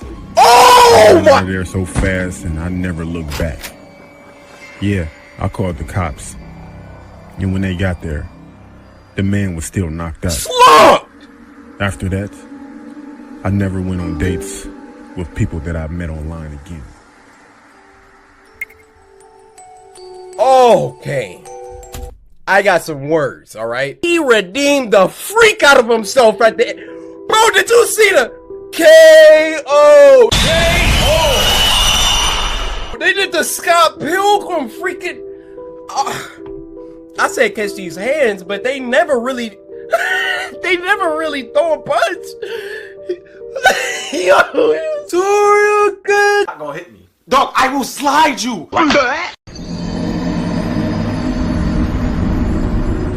First one of this week is called Eye of Creation, and it was uploaded by Lone Visionary. Now, we reacted to one of their shorts before. I'm seeing they had 83K subscribers. Let's send 17 over there, round that out to an even 100K, please. Now, this was sent to us by Lone Visionary, who said, I'm thankful for Cory and all the samurai for the love of my last short. I'm thankful I'm able to bring y'all another one. Lone. Can I call you Lone? No. If this is anywhere close to the first one we reacted to, oh, it's showtime. I don't understand how something like this could be challenging to paint. PMT has put 4 emails in my inbox about next week. 4 emails, Desmond. My reputation is on the line, and I'm not going to be on the cover of Pastel Journal magazine saying that the manager of the region's second most prestigious art gallery manager does not follow through. If you can't get this piece Your back boss by talking end to of you day, like we're gonna this? have to cancel the event, which will be on your accord, okay? This you. All right, okay. Look. What? You do what you gotta do. I'll finish it.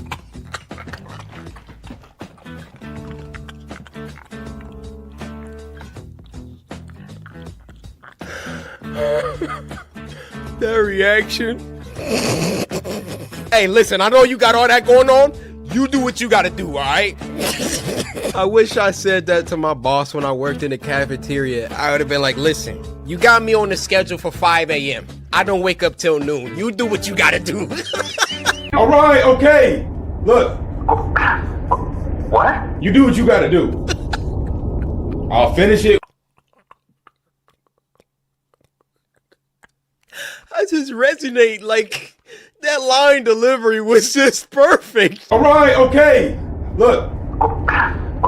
What? You do what you gotta do. I'll finish it when I finish it. Talk to him. He'd be talking to me crazy like that. Oh, you call him back? Yeah. Catch this voicemail work.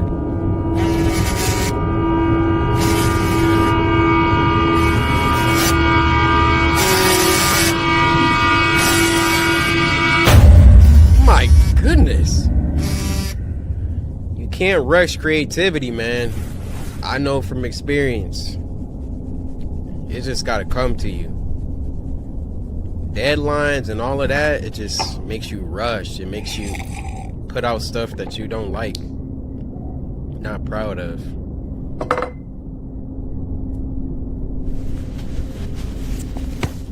That dude going through it.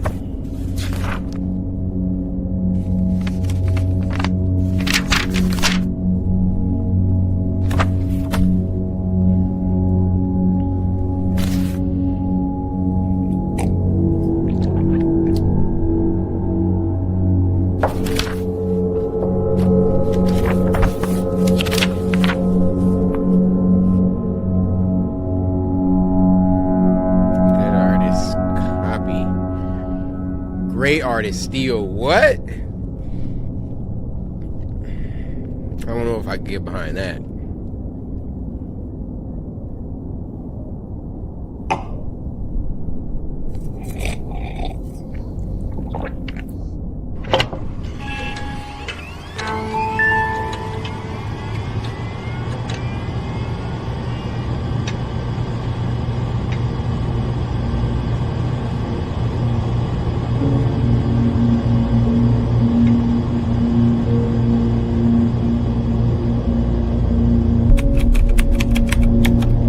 AI art. Oh no.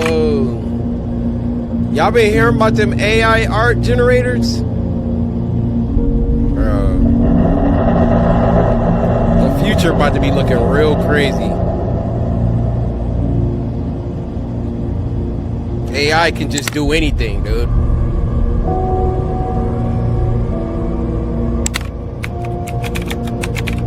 Innocent faces.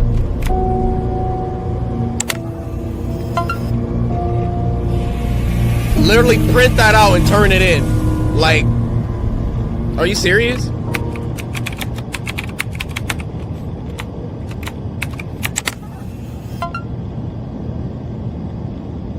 What? Yeah, that's abstract, alright.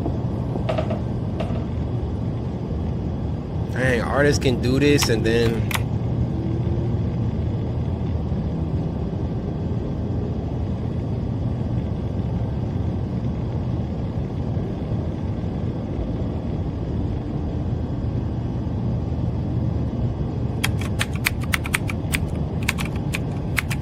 Eye of creation.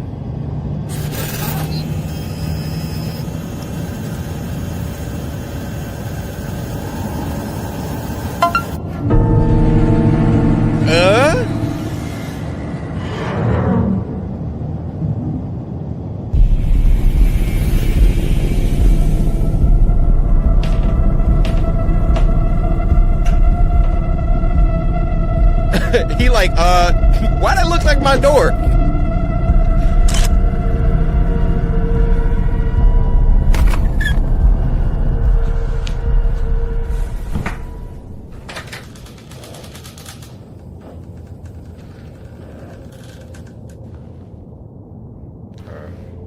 What the freak is that back there?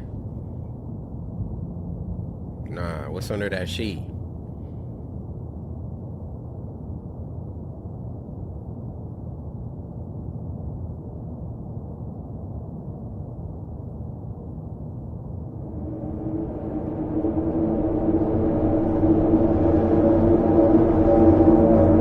Oh no.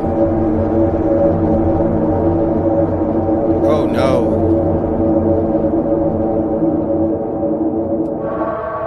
Oh no. Nah, we gotta leave the house.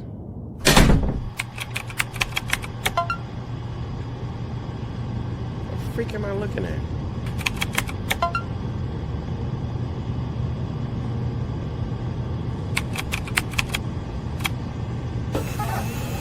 It's gonna be closer. Oh, it changed.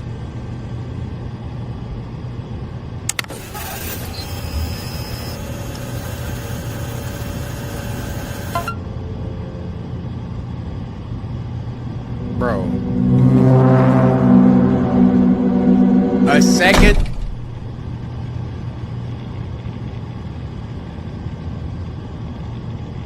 Look like I'm throwing up the peace sign.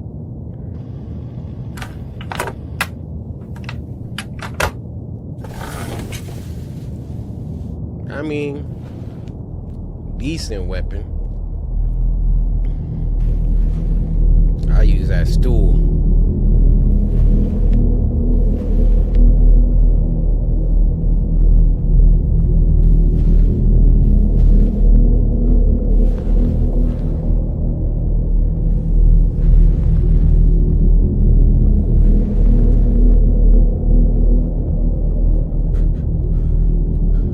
Notice he didn't grab his phone and call police.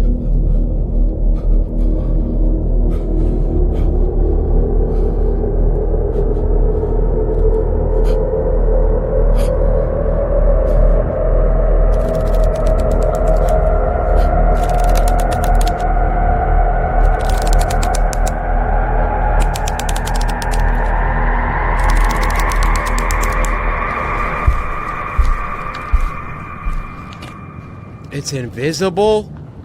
Oh, that sucks.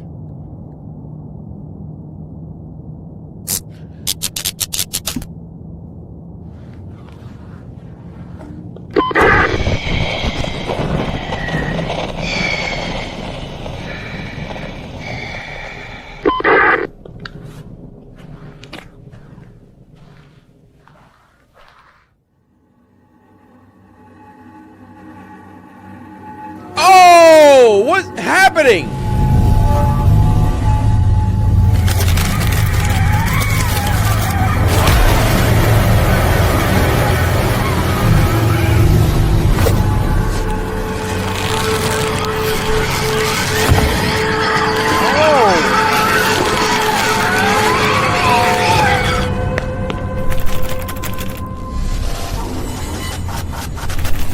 What? Bro, you can't get out your own house because it's electronics locks?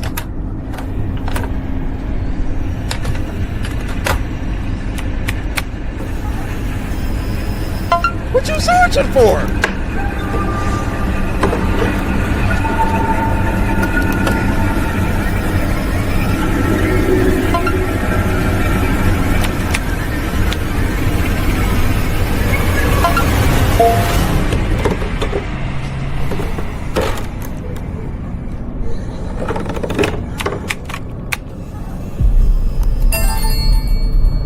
What?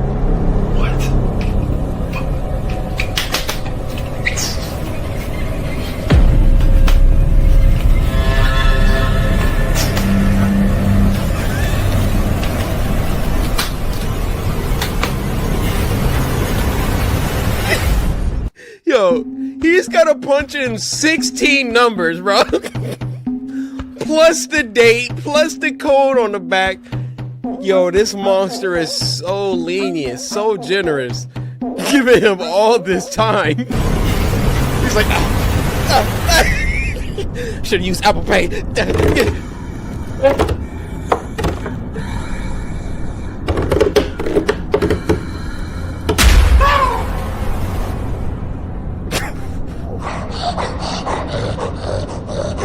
It turned into a dog?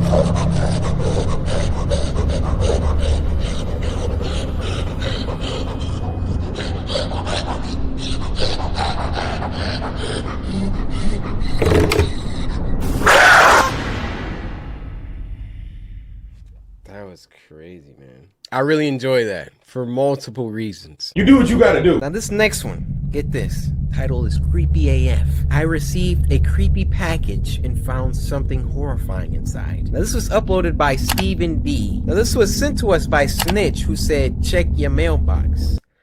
So, Snitch, are we about to have a problem?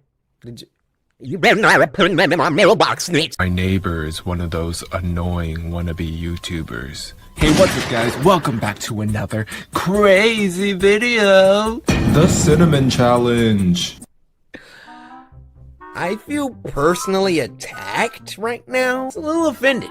That's all. That's all. But I'm not an annoying YouTuber, guys. Am I? Yeah. Take it back. Let's go! Are you getting this? It can get tiring to watch him go about his shenanigans in the pursuit of viral fame. So when he knocked on my door the other day, he told me he was going away for a few weeks and asked that I get his mail. Honestly, it was a relief. Are you gonna pay me? I was afraid his stunts would wind up bleeding over into my life. Things were pretty normal for the first couple of days. Okay. He received a few bills, a bit of spam, and from what I could assume was a birthday card. And then, one evening, I got home to find a cardboard box waiting on his front porch, and in big letters was written, "Return to sender." Now, I'm no small fry, but I admit I had trouble lifting the box on my own. Is he paying really you? Freaking heavy. Getting it across the road to my house was even harder. I decided I'd leave his package in my garage. Bruh. It wasn't like I kept my car in Bruh! I already know what time it is. It's heavy, huh? Big old box. What y'all think in that box, huh? I'm gonna give you one guess. A whole man is inside of that box. If I'm right, you gotta slice the like button. Done deal. It was because my garage door refused to open without a good thug and a whack. It was when I kicked the door That again when I walked in that I lost my grip on the package and it fell to the ground and I heard a light crack inside. I hope I hadn't broken anything important, but figured I know my dude in that box. He was probably in the box. All right. As soon as he fall asleep, I'm coming out of his box and kill. I didn't tell my neighbor about it and let him assume that the break happened en route. I dragged the box the rest of the way, setting it in the corner for whenever my neighbor would come back to claim it. And then I forgot all about it. Please tell me you Until locked your garage door. A few days passed, that is. There was a horrible smell in my garage coming from the box in the corner. I remember thinking it must have been one of those meat of the month subscription boxes and thought it must have gone rancid from being left out for so long. I covered my nose as I approached the box with a pair of scissors in my hands. I probably wouldn't even have needed them to open it, as it had become soggy enough at the bottom to poke through with a finger. My scissors tore through the tape along the top of the cardboard box. I thought the smell couldn't get any worse, but as I flipped the flaps open, I discovered a whole new stink.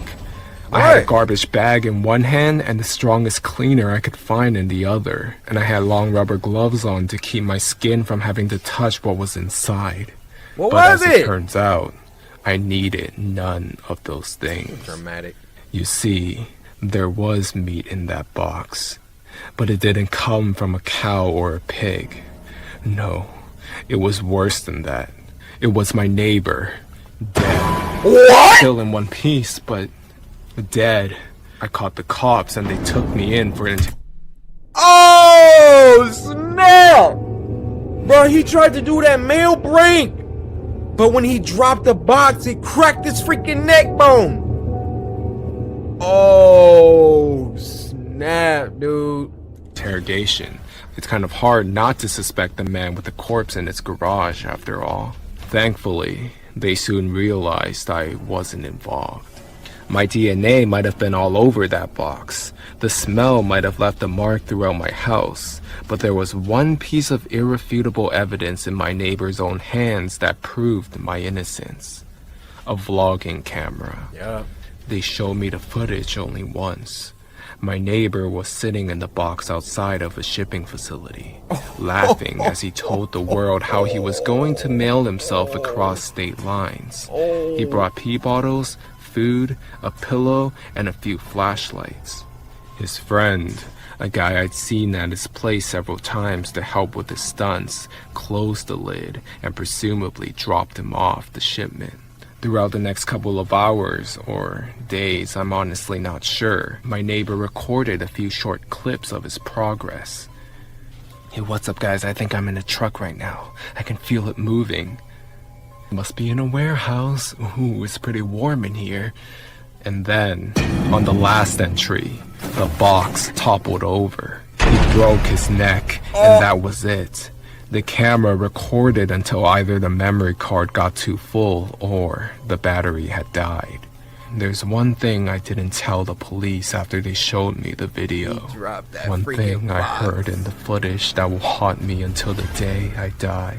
Just after the tumble that broke his neck, I heard the familiar screeching sound of my garage door. Yo, that was a good one. Y'all heard it here first. Y'all trying to do that mail prank. Oh, guys, I'm gonna mail myself across the country. I'm gonna stay in this box for 24 hours and all of that.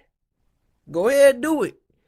Get dropped on your neck bone. Next one is called Are You Happy? And it was uploaded by Paddington. Seems like this guy has a bunch of these old style VHS cartoon thingies. And honestly, I'm just getting bad vibes from just like the thumbnail. Now, this was sent to us by Victorino28, who said, I literally made a Twitter account to send you this. Make me, my siblings, and even my mom laugh. I appreciate everything you do. I appreciate you, Victorino.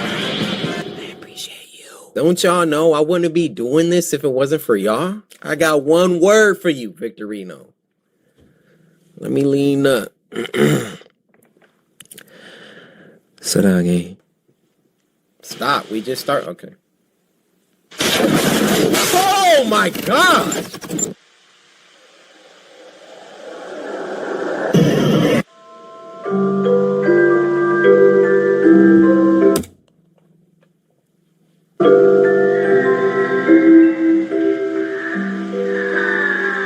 Making a toy. Marcus, come on, wake up, Marcus. Huh? Andrew, you interrupted my dream. I was dreaming about a man dressed in red with Sound like a demon. They remind me of Balloon Boy from FNAF. ice cream cones on his head. That's ridiculous, Marcus. You should be thinking about the perfect toy to ask the toy maker to make. Oh. Okay. Is the toy maker in town? Yes, Come on, let's go.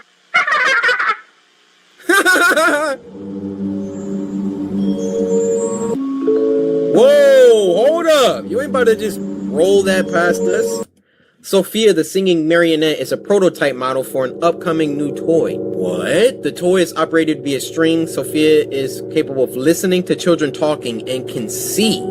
It will recognize its child owner unless the child is crying. Well, then what would it do? Sophia will offer mini songs to sing to children. Parents are asked to not interrupt the toy while singing. This is good. This is good so far. Franklin's Fun Arcade. Alright. Toy store. What is up with their animal? I don't see him. Where could the toy maker be? Do you see the toy? Bro, that was so nasty. Look, first of all, look how they both looking at us right now. It was like that 3 seconds of silence.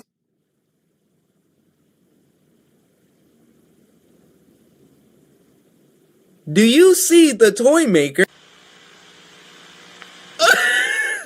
Do you see the toy maker? Is that him over there? There he is. Oh, Mr. Toy Maker. Well, hello, children. What can I do for you today? Me and my brother were wondering if you could make us the perfect toy. Well, of course I can. Yay! Why does his mouth... If it were possible.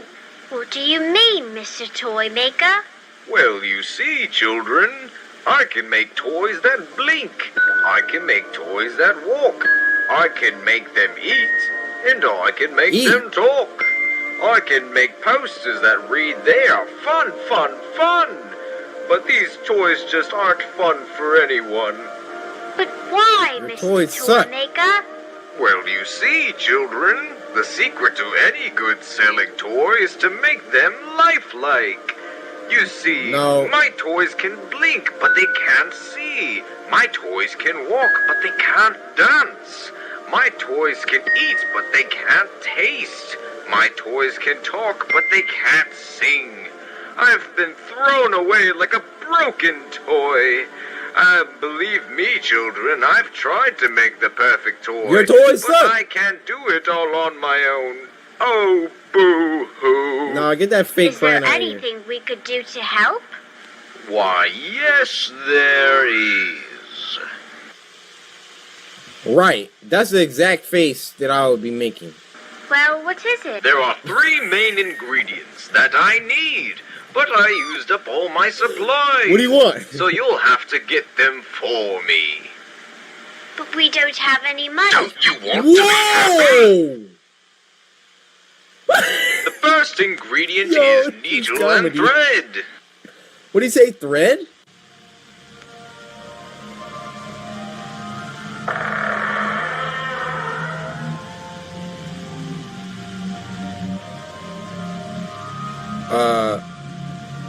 Okay. Oh, look, Marcus! A thread! I wonder what's in this bag. Yo, Baddington, this is professional. I can speak objectively saying a lot of the animations we watch aren't professional. They still might be good, but this, why does this only have 23,000 views?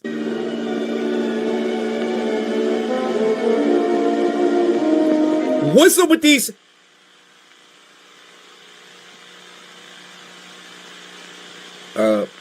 Okay. Can we get another shot? Look, Andrew! A needle! Let's go give it to the toy maker.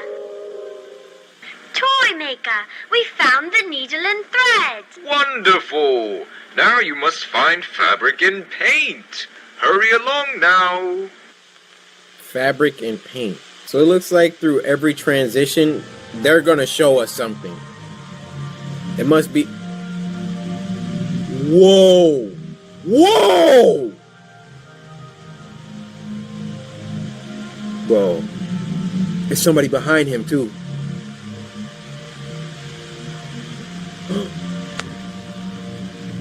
It's controlling it.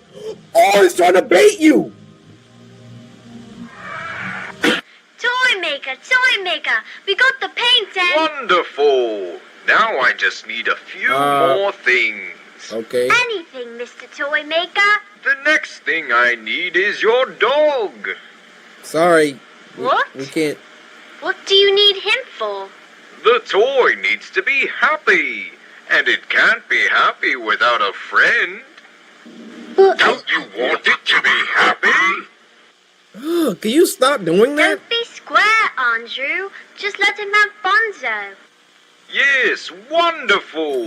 Now come back later for the final step. Your dog's dead. Why would you...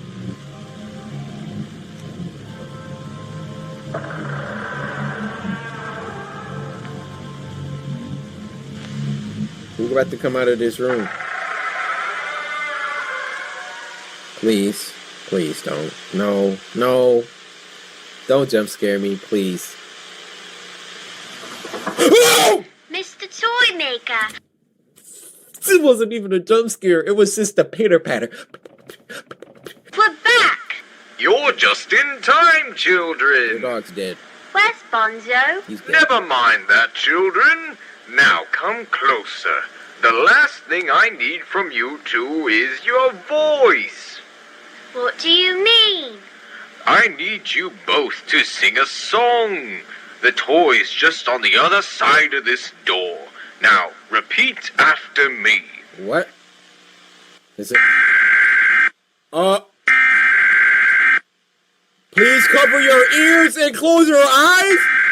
Oh my God! Bro, I'm about to close my eyes, bro. I'm about to close my eyes! What? This is your last resort. Wait, as a last resort, pray? Turn your head 180 degrees. Guys, turn around! Turn! Splendid, children. Do you have any idea what you've done for me, my children? You have done me well. Now, come along, come along. It's just behind this door. Oh, they were singing while that was playing on the screen? Dang, so we didn't even hear what they said. Look at his face! I really do hope you enjoy it.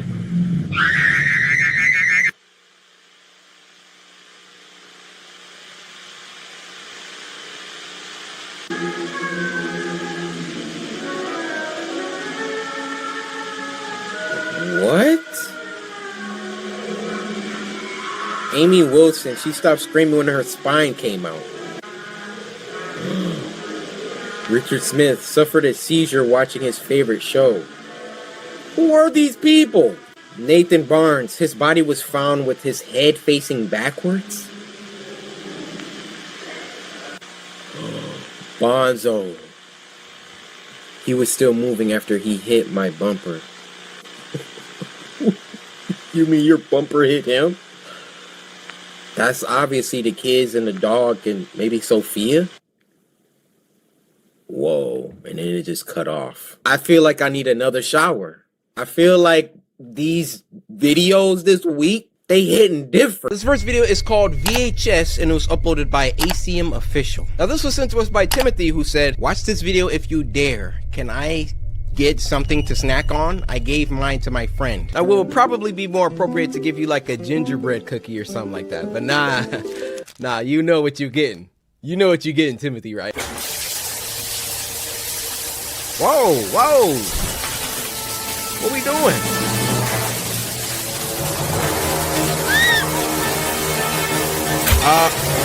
Oh, whoa.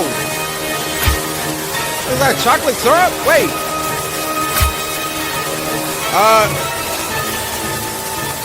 She doesn't look... That was a clip from Psycho 13, No Vacancy. Personally, I loved it. I'm gonna rate it 4 out of 5 screams. Okay. Thank you for watching. This is Lady Lucille saying goodnight. And until next time, Stay spooky. Are we watching another fake YouTuber? Wow. Lady Lucille. It's hot chocolate indifferent.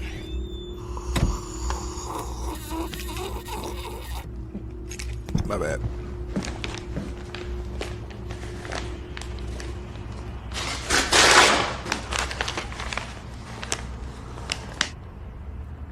Say no more. It's going in the garbage. They doing reverse psychology, Lucille. Come on.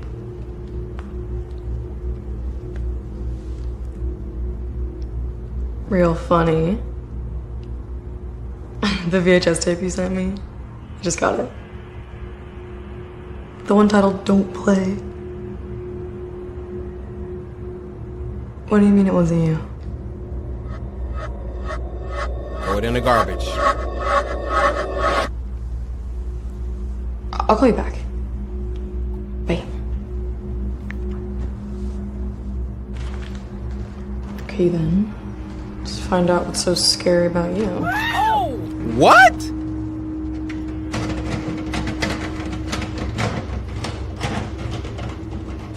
Don't you know how to put a VHS in? Yo, this girl.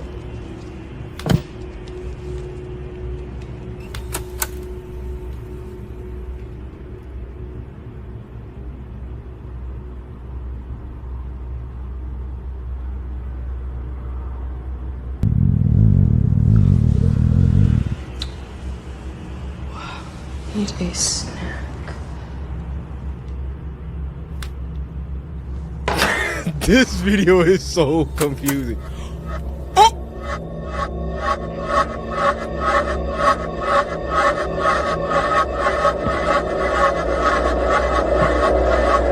What?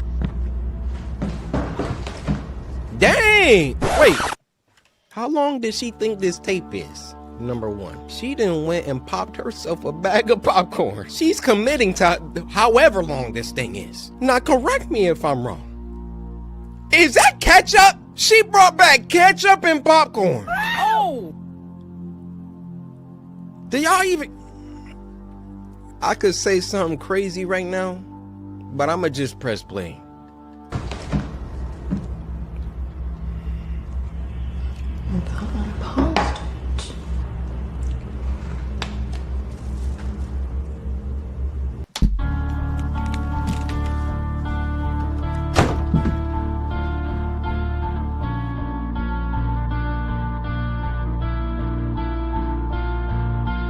However she about to get killed in this, I don't feel bad. Ain't no coming back from this one, Lucille.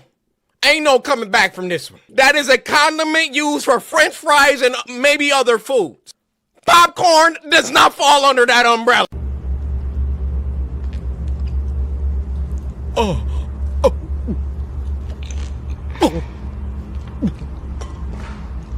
She really thought she ate. Well, she did eat something.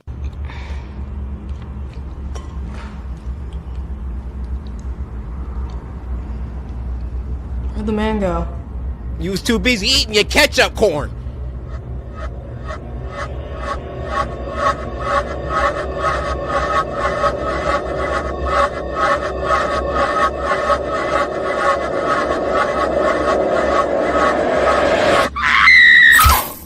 Oh.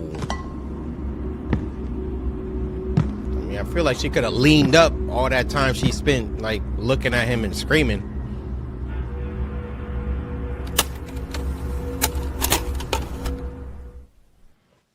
Dang. What do we learn, people? Do not put ketchup on your popcorn. It's called Do Not Eat the Carrot, and it was uploaded by Surreal Entertainment, who is a really awesome dude. I actually talked to him for a little bit. Super nice guy. Now, this was sent to us by Ali. Yo, I want to say thank you for sending me this video.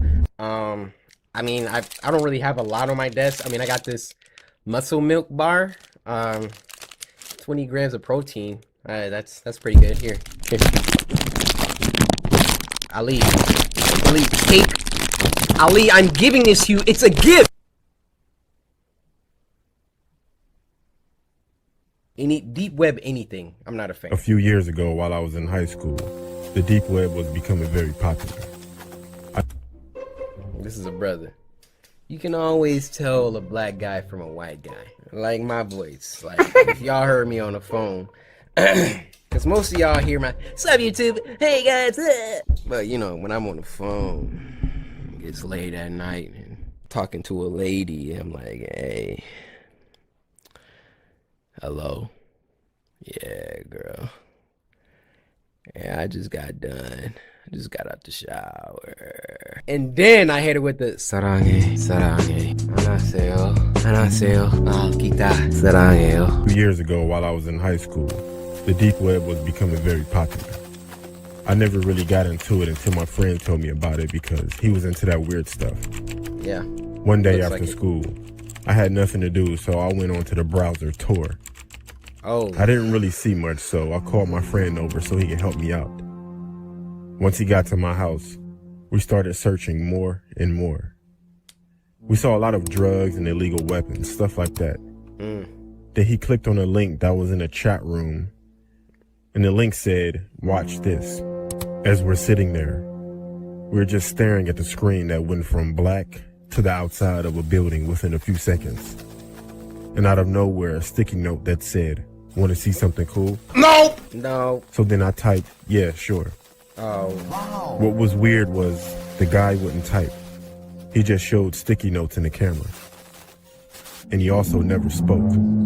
All of a sudden, the camera started moving toward the building that it was facing. As we're watching him move toward the building, we noticed that the building was in our neighborhood. What? Then he quit moving and put another sticky note that said LOL. That kind of creeped me Bro, my camera died, but I mean, what if they didn't get on the deep web that day? out. And then a person entered the building, which was eerily dark. No.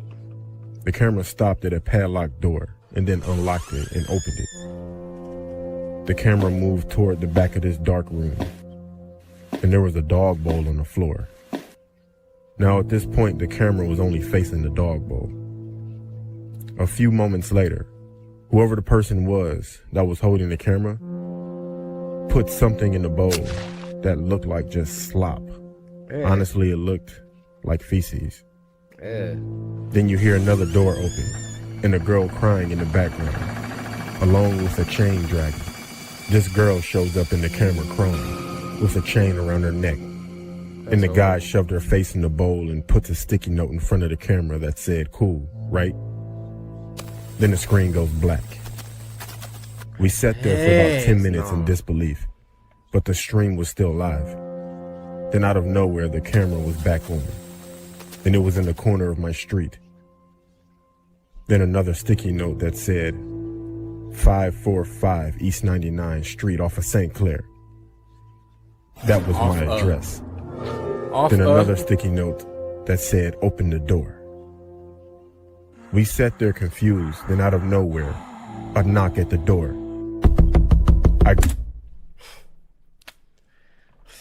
Somebody come knocking at my door? Now let me tell you something, brother.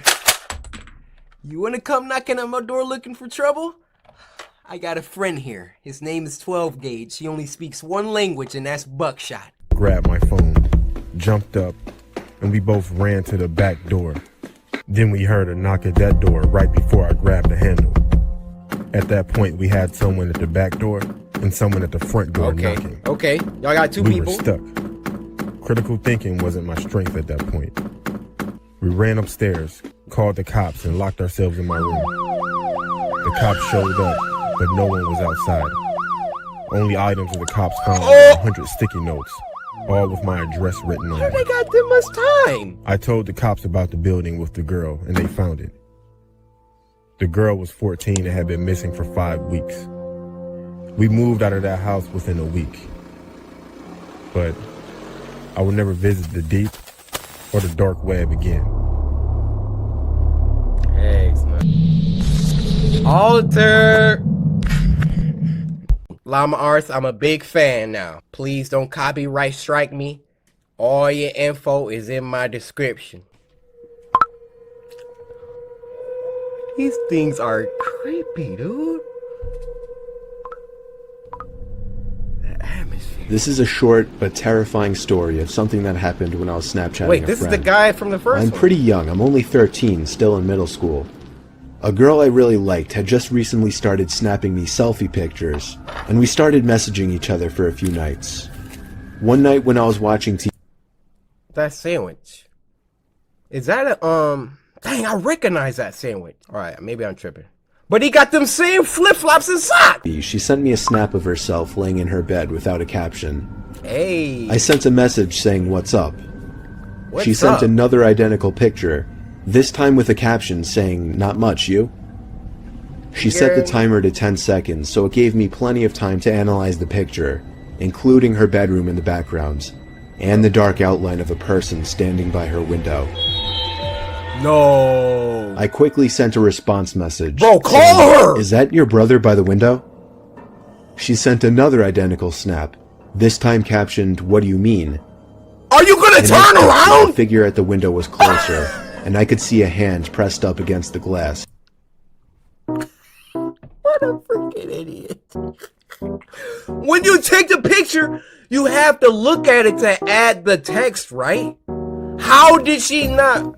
Is this a true story? I don't see how this could be a true story at this point. You literally have to look at the picture to type, "What do you mean?" You see that big old freaking shadow? When I saw the first one, if I cared about this girl at all, yo, somebody at your window, wake your daddy up. Wake up, wake up, wake up. It's the first of the month. I closed the snap before the timer even ran out so I could tell her quicker. I said, "There's somebody at your window, turn around." How did you not see it? She opened my snap almost immediately, and then I didn't hear from her again on the app. Oh, I grew more and more worried as the minutes passed. I texted her a few times to no avail. I tried calling her a few times to no avail as well.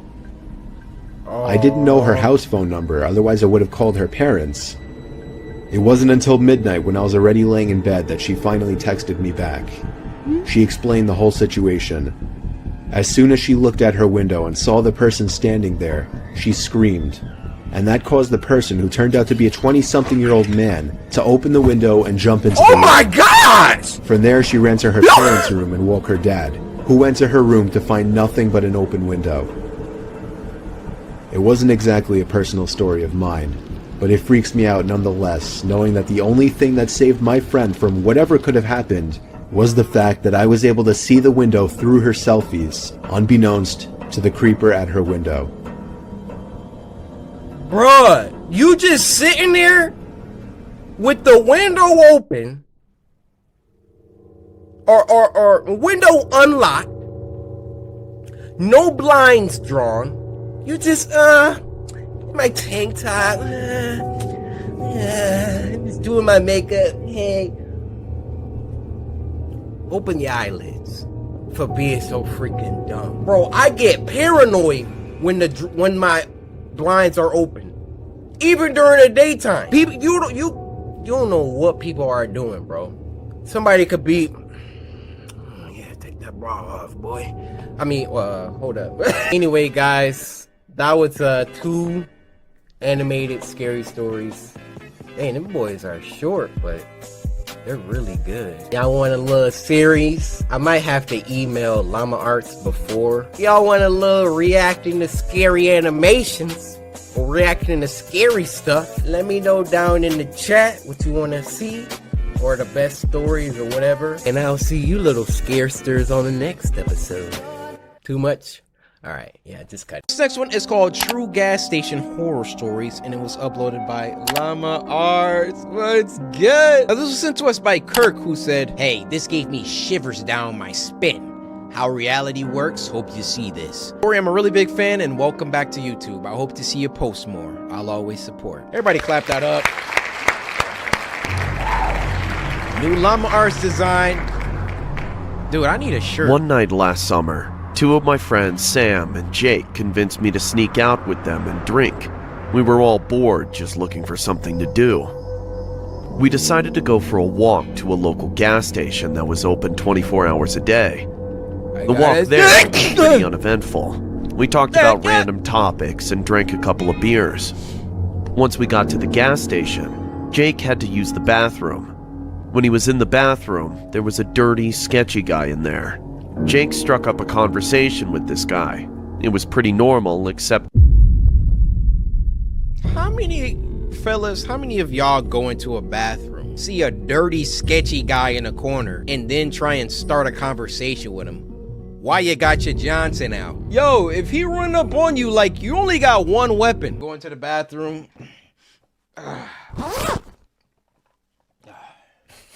Roaches! Roaches! And the guy asked why he was out so late, and if he was by himself.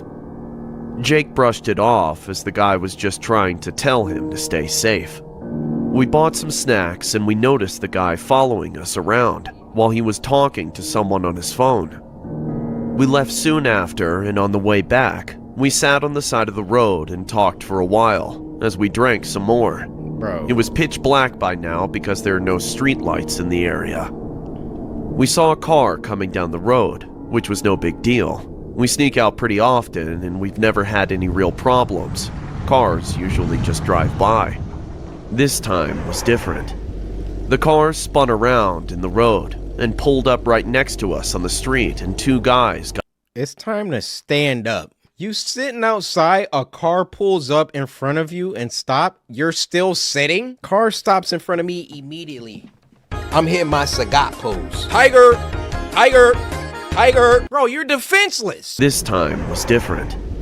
The car spun around in the road and pulled up right next to us on the street, and two guys got out. We ditched the beers, got up, and sprinted down the street. Jake and I hid behind an RV, while Sam hopped a fence. The two men looked dirty, like they hadn't showered in days. We watched the two guys for a little while, which is when we noticed that one of them had a gun in his hand. Oh! They looked in our direction for a few minutes before they got back into their car and drove off. Jake and I looked for Sam, but we couldn't find him, so we decided to head back home. We thought we had lost them, but on the way back we turned a corner, and those same guys were sitting in the car, waiting there. We ran through the alleyways and backyards until we lost them. Every few minutes, we saw the car driving slowly down a street or alleyway in the distance, and we would hide. Eventually, we made it back, and Sam messaged to tell us that he got followed by a different car, but he made it home safe. It's been almost a year since that night. We're always more cautious when we go out, and Sam still has nightmares about being abducted. I don't know for sure if the guy from the bathroom had anything to do with it, but we believe that he's somehow connected to it. Bruh, you're sneaking out. What the freak is wrong with you? You're drinking beer? Freak is wrong with you? Get the Casamigos next time. With that said, guys, we're gonna get out of here. All right? Happy New Year, everyone. I know I wasn't a big part of your 2024, but I just want to say thank you for being here at the tail end of it, and hopefully we can make a lot of memories in 2025. Let's see if we can hit 100 uploads 2025, as well as do some other things, which you'll see when you see. And I love you all. So happy New Year. How do I end Spooky Scary Sundays? Do I just get up? Oh, this week you get 8 out of 10. Everybody send better submissions for next week. I need 10s.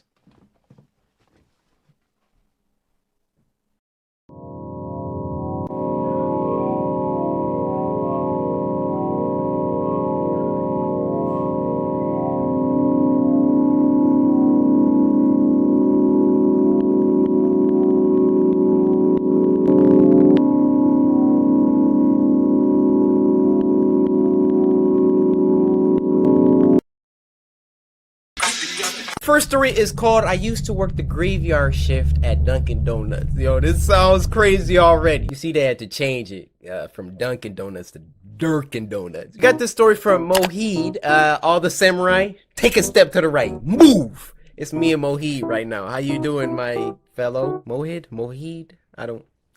How you doing? You doing all right? Thanks for sending the story in. I used to work the graveyard shift at a Dunkin' Donuts. For those of you who don't know what a Dunkin' Donuts is, it's basically a donut chain that sells coffee, breakfast items, and of course, donuts. This animation's so good. This brings me to a little over a month ago when our location was recently selected to become 24 hours. A lot of other establishments would maintain a 24-hour drive-through window, but ours was fully open.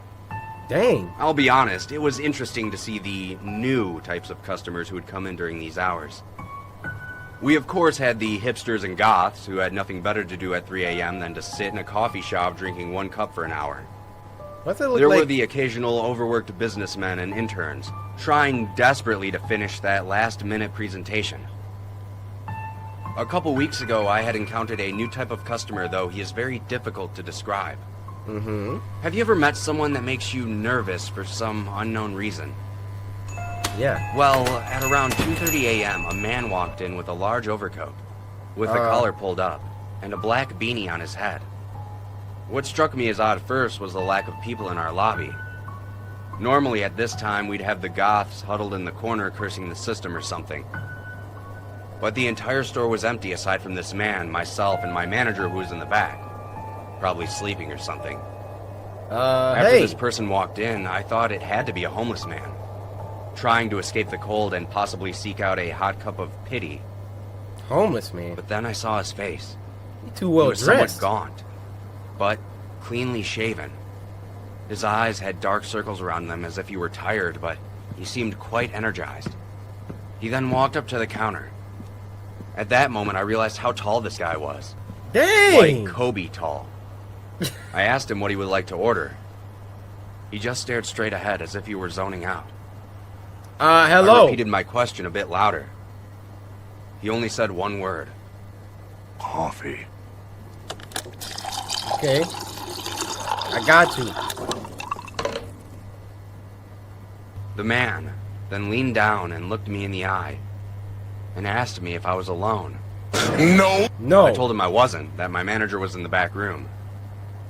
He then pulled out a few crumpled up dollar bills, handed it to me, and then walked back out of the door without taking his coffee with him. What the freak? As soon as he left the building, I felt this intense atmosphere lift up from around me. I quickly rushed to the back and told my manager about the whole situation, to which he told me to put the man's money aside in case he comes back for it. The next night, everything was back to normal. The usual... Yo, tell me this doesn't look like, Steven Universe. Look like, Garnet or Sapphire. I don't know them characters. Customers sat in their respective seats, sipping their coffee.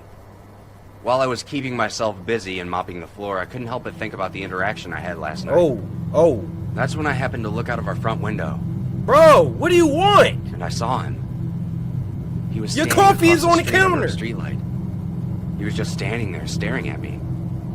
I turned to see if my manager was behind the counter, and when I looked back, he was gone. Oh, this guy. At that point, I was starting to feel unnerved. My last night working there was the worst by far. And also the reason I quit. I had arrived to work and relieved the people working before me. That's when I received a call from my manager telling me that he had a family emergency and would be a few hours late. Oh, great. I was upset, but there wasn't much I could do, so I just said all right. After 3 uneventful hours of me cleaning the same racks over and over again to keep my mind off things, I glanced out of the window once more. Yep. You what know I who saw that made is? my blood turn to ice. You know who it is? Oh my Man was God! on the other side of the window. He was grinning at me with a sinister smile that caused my body to seize up. Right away, I pulled out my cell phone and called the police. While my phone was ringing, the man did something strange. Without peeling his eyes from the glass, he pulled out a cell phone from his pocket. I watched him carefully as he began to type something into the phone without even looking at it. Look at him! At that moment, my phone buzzed, notifying me of a text. The message said, "Now you're alone." Oh!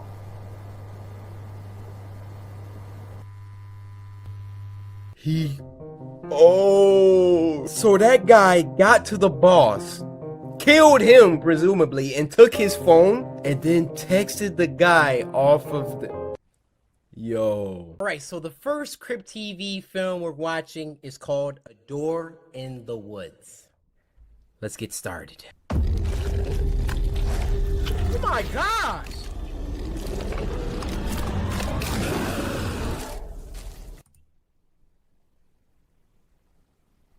That's how we starting this?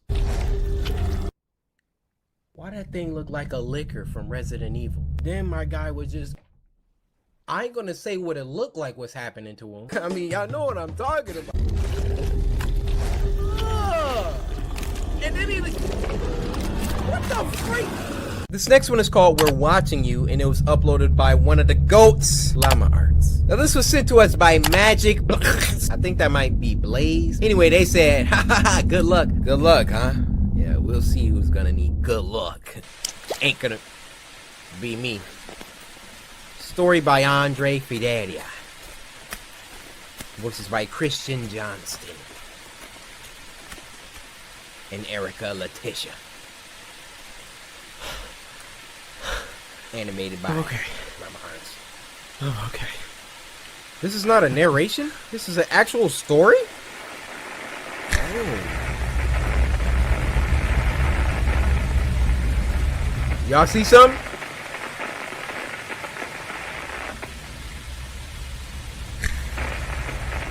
Oh, yep.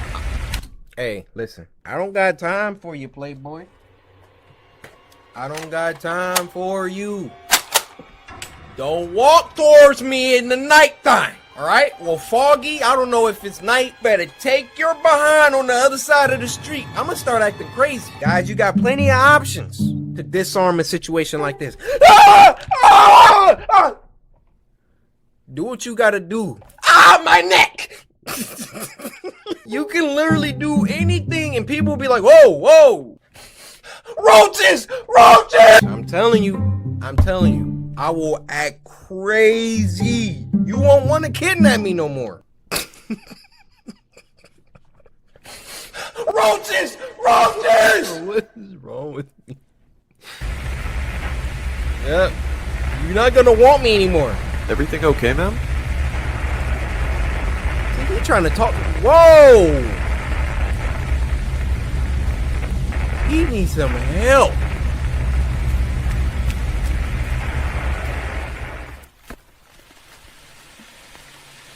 Huh. Why are you outside with no umbrella? Shoe. There's no people. It's a quiet neighborhood. Maybe I'm just exaggerating. Yeah, I mean, just getting drenched, soaking wet in the freaking rain.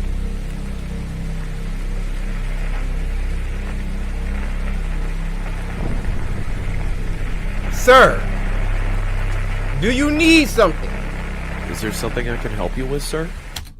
First of all, why are you talking to them? Like he can talk back. His mouth, look! And he talking to him like this is normal. Like, toes all out. I'm not talking to you. No shoes, no shirt, no service. Come on, man. You're seriously freaking me out.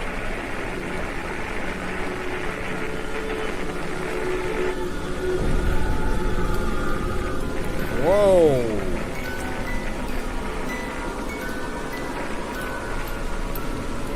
Yeah, this dude having a nightmare.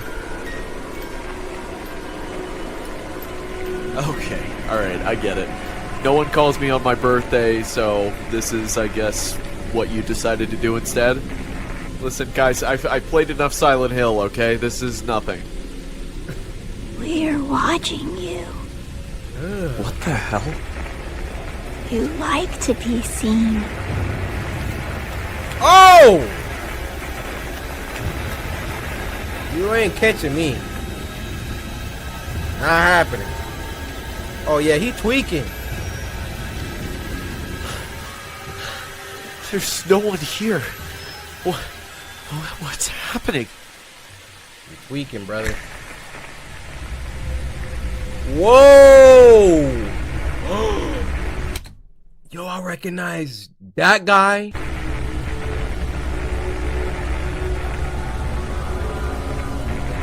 You like to be seen. What the f are you people talking about? Please be a dream. Please be a dream.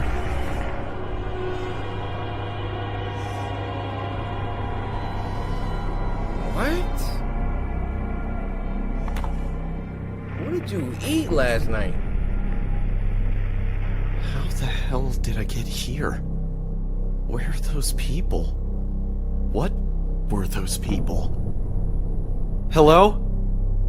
Is anyone here?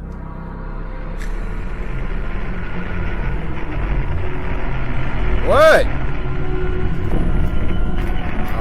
See? Nah. Now y'all gotta get this RPG.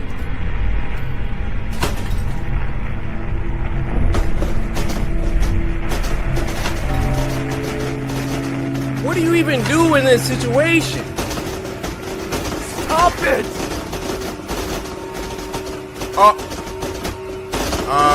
There's a lot of people out there.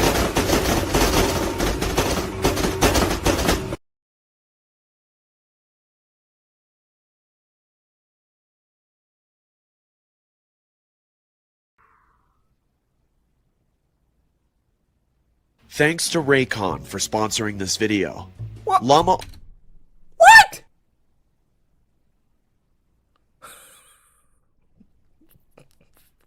So was he just crazy?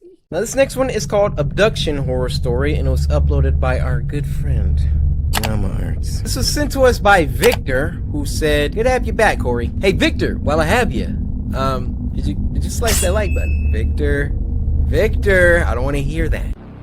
Oh snap. My name is Josh Roberts, and it's been a year since I was abducted. What? I remember it like it was yesterday.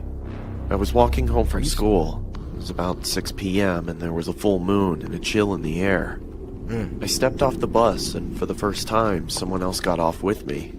I'd never seen this new kid at school before. I could hear footsteps behind me. I took a quick glance and saw the kid walking at a brisk pace.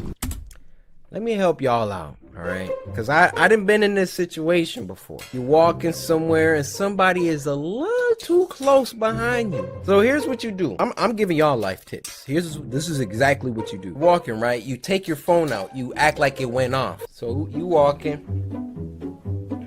You notice somebody behind you, right?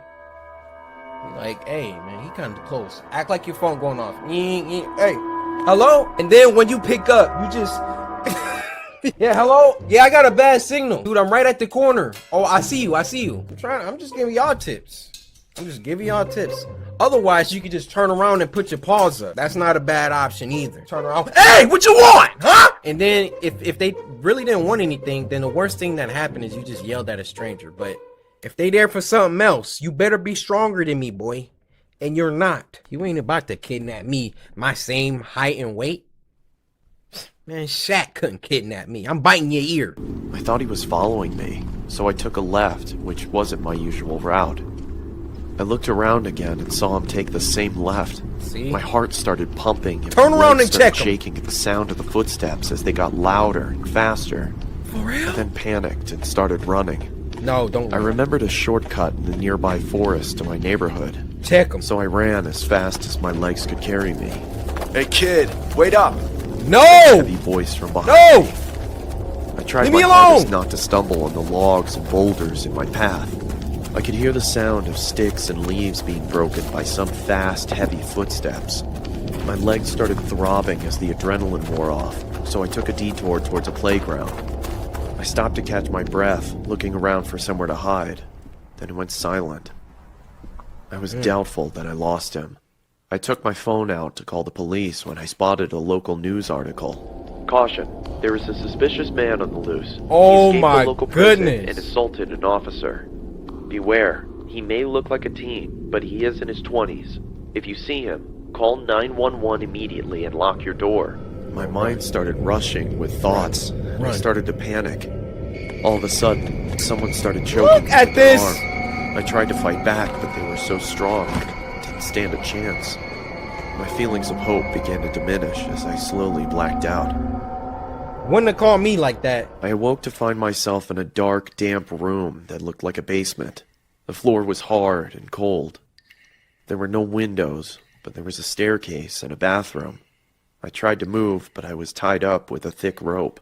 Yeah, I got him. How much was the deal?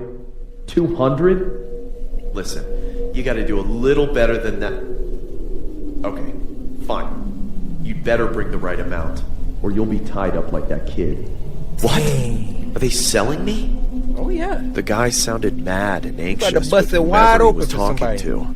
Right after he hung up, he opened the door and walked down the stairs with an evil smile. Let go of me! I exclaimed as he taunted me. My arms started to fall asleep due to the tightness of the rope. He came closer to me, and I spat in his face. He looked... Savage mode. One thing I was about to say, if somebody kidnap you and they don't have a mask on, you're probably gonna die. They ain't about to let you walk up out of there with their identity. Your best option is some sort of sneak attack. At me in sheer rage. Oh! Then the doorbell rang, followed by pounding on the door. The guy grabbed some tape and shut me up before I could scream for help. He slowly backed off, signaling me to keep quiet, and ran towards the front door. Man, I'm licking it. I looked around, trying to see what I could use to untie these ropes.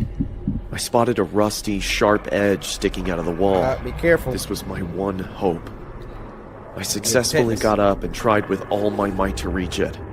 As I was trying to cut the rope from my hands, I could hear the commotion upstairs getting heated. I managed to free myself from the ropes when I heard the front door slam. Let's go. The silence was terrifying. I was frozen in fear. Footsteps started coming towards the door.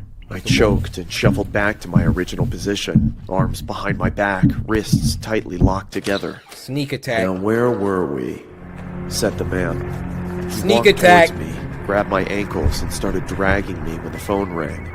He dropped me instantly and charged upstairs. I wasn't going to lose this opportunity. I untied my feet, grabbed the closest thing to me, and hid behind some boxes. Now where did you go? He said as he stampeded down the stairs. I heard him getting closer to where I was hiding. I bolted up from behind the boxes and saw him checking the bathroom. As he walked out, I struck him over the head with a pole. He stumbled and fell to the floor. I'm hitting him again! Red pooled around his head. I ran upstairs and out the front door. I stumbled my way to the closest house, screaming.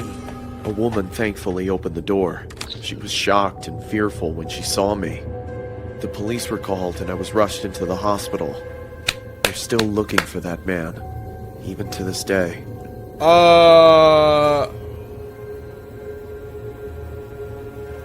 True Christmas horror story, and it was uploaded by the legendary Horror Shorts Party. Now this was sent to us by Evan Turner, who said, "Happy New Year, hope you're doing well and love your videos." Evan Turner, I love you! When will y'all understand? There ain't no Coryxkenshin without the samurai. Perfect. Evan, what you talk about you love me? Better relax with all of that. Horror Shorts Party. Y'all know what time it is. Who narrating? My boy, Terrence Nicholson! And Ariane. I hate Christmas. I hate it with the most malice intentions ever. Why? As a matter of fact, the thought of Christmas makes my skin crawl. Bruh, why? I wasn't like this before. It's the best holiday. I used to cherish the holiday tradition, but all of that's changed now. It all started a couple years back when I was 26 years old. Okay. It was the holidays, so Christmas was around the corner while festivities were in full effect. Fact. Hey, I'm on my way to pick you up. I'm excited to go Christmas shopping. Hey. Yeah, me too. Talking to your girl? Me and my girlfriend Emma had dated since high school, so the bond that we shared was something most couples couldn't fathom, to say the least. Really? I decided to propose to Emma on Christmas. Figured I couldn't go wrong on such a monumental occasion. I remember it being a snowy evening when me and Emma went to the mall to do some holiday Christmas shopping. Bet. The mall was bombarded with more shoppers than usual as there was a holiday sale going on in almost every store. One thing I love about Horror Shorts Party, there are so many Easter eggs. Exhibit A, zoom up there. You see that? He was on one of them other episodes. Let's go back a couple frames. Foot lettuce, as in Burger King foot lettuce. Number 15, Burger King foot lettuce. The last thing you'd want in your Burger King burger is someone's foot fungus, but as it turns out, that might be what you get. Man, I love the Easter eggs. More shoppers than usual as there was a holiday sale going on in almost every store. I remember being in need of a festive outfit for my parents' upcoming Christmas party as my wardrobe lacked the attire. I decided to check out the clothing store Forever 21 as I could see they had a wide variety of selection from first glance. Some heat in there sometimes. I picked out an array of various Christmas sweaters and headed to the fitting room while my girlfriend waited outside for me. Y'all see what I'm seeing? Emma got that dump truck.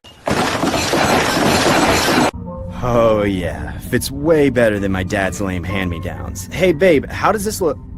I noticed my girlfriend Emma wasn't there. Look at that shirt. I figured she must have gone back into the store to look at more clothes. As I left the changing room, I noticed from the corner of my eye that Emma was outside the store waiting in a huge line for something. What? I ended up purchasing one of the sweaters and began to approach Emma. Why you leave? Hey babe, why'd you leave me hanging in the fitting room? I wanted to line up and take a picture with him. Emma, this line is huge. I'll just dress up as Santa later and you can take a picture of me. He's not Santa, though. I looked towards the direction of where the lineup began and realized that there were two separate lineups. One lineup was for a professionally taken photo with the mall Santa. The other lineup was for a picture with a man dressed as the Grinch. We were unfortunately in the lineup for the Grinch as Emma was a pretty big fan of the character. I personally found the whole ordeal bizarre considering he didn't have any professional setup like how the mall Santa had. No platform, no chair, no professional photographer, no elf services, just him and the bench he sat on. I assumed he was one of those street performers that just dressed up for donations, except there was no tip jar or anything that would allow guests to donate in. Emma, this guy looks kinda sus. Can we just leave? Please just relax, Henry. It'll only take a couple of minutes. I decided to bite my tongue and proceed with Emma's request as there was nothing I could have said that could convince her otherwise. As we got closer to the front of the lineup, I could visibly see the Grinch's eyes light up with exhilaration. Almost like I brought a sense of enthusiasm into his day. I decided to be ballsy and lock eyes with him, just to express more of my alpha male side towards this Yeah, let him know! What you looking at? I don't know who the alpha male is. We could stare all day. That's how I be in public too. He be looking, I'm like, we could take this outside if you want. As time gradually progressed, I realized that he wasn't making eye contact with me, he was looking at my girlfriend Emma. It was blatantly obvious he had an interest in my girlfriend due to the lack of attention he was giving others taking photos with him. What the hell is this guy's problem? Why is he checking out my girlfriend? We eventually reached the front of the line and approached the Grinch to take a three-way selfie with my cell phone. Hey, buddy, the girl gets a picture first. Dude, that's my girlfriend. He sound like Jim Carrey I said, get behind the girl, kid. Stupid green prick. Another beautiful hoe. What did...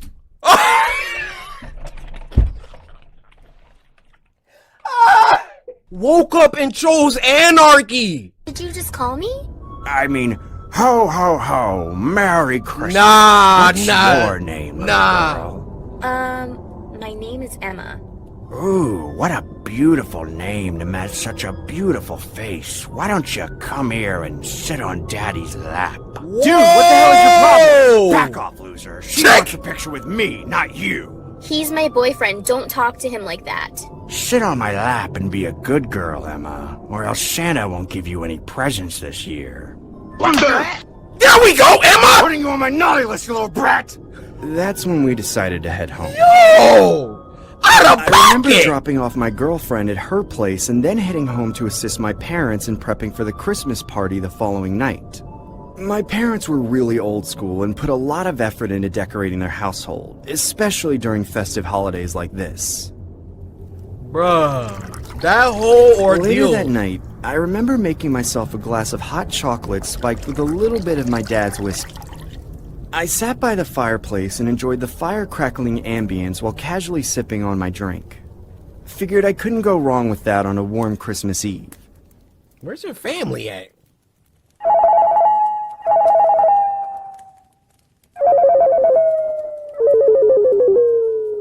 Oh, he lit. I remember hearing my cell phone ringing throughout the night.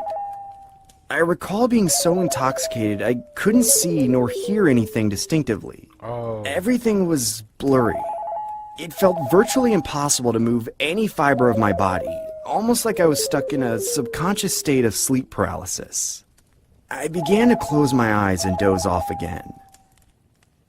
Bruh, that's his girl hitting him up. It's going down over there. A couple hours later, I recall a voice whispering my name. Hey, Henry. Henry, wake up. Hello, wake up, little drunk. It's me, Santa. I could vaguely see the outline of a man that looked like a Santa figure standing in front of me. Bear in mind, I was still in a groggy and incoherent state of mind, so making out the gentleman's minuscule facial features was almost an impossible endeavor to comprehend. Hey, Henry, I bought you a Christmas present. Dad, is that you? Henry, it's your dad, Green! I want you to open up this Christmas gift first when you wake up. Do you understand me? Sir. I'm going to leave it right here in the middle of the Christmas tree, okay? That's his girl. Okay. Anyways, Merry Christmas, Henry. Merry Christmas, Dad. Shh. Time to go to sleep again, Henry. Bruh. He done wrapped up his girl's dump truck. A couple hours later, I get awoken by the light from the living room window illuminating on my face. I realized I'd blacked out due to the spiked concoction I'd whipped up the previous night. I checked my cell phone and realized that I had about 10 missed calls and over 100 missed texts from Emma. I opened the text messages, only to see the text reading, Hey, is that you? Are you inside my place? This isn't funny, Henry. and so on and so forth. What I found more disturbing was the last batch of messages, which read, I knew you were going to propose all along. Merry Christmas, Henry. It just kept repeating, over and over again. I began calling Emma's cell phone and only got her voicemail. That's when I closed my eyes and began recollecting the imagery of what transpired last night. I could vaguely recall someone dressed as Santa and leaving a present underneath the Christmas tree. That's when I noticed a box that looked out of place from the rest of the presents. I took the box and opened it, only to discover a severed hand. The hand had a message on it which read, "Marry me."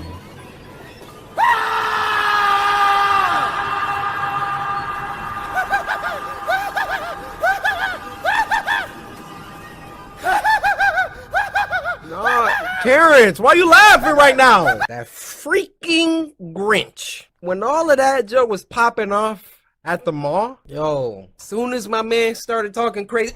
Next one is called Special Delivery.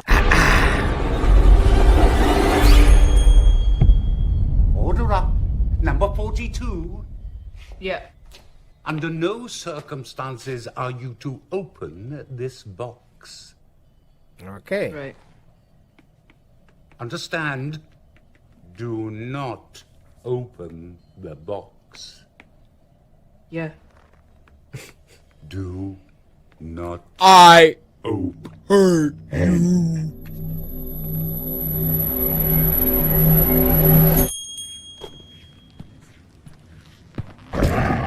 Oh, take it back, sir.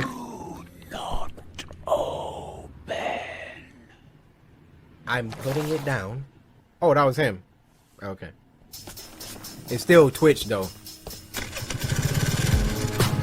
Hey, cause my name is Coryxkenshin. Hey, and you up in detention. Hey, and I never suspended. Hey, and I am gifted. I am so lifted. Bars.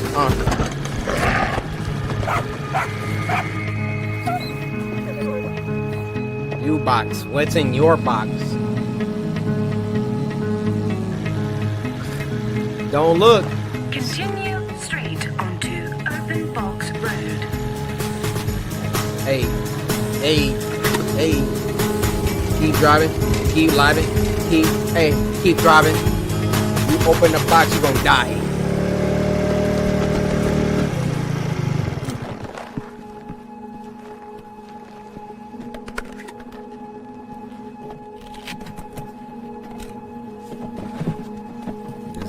Just give it to him and leave.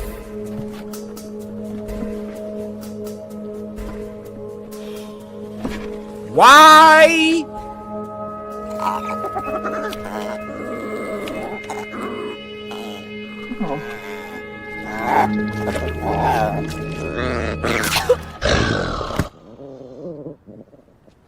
I'm really sorry. He said not to open it, but I thought maybe I should just have a look inside because it was moving and it...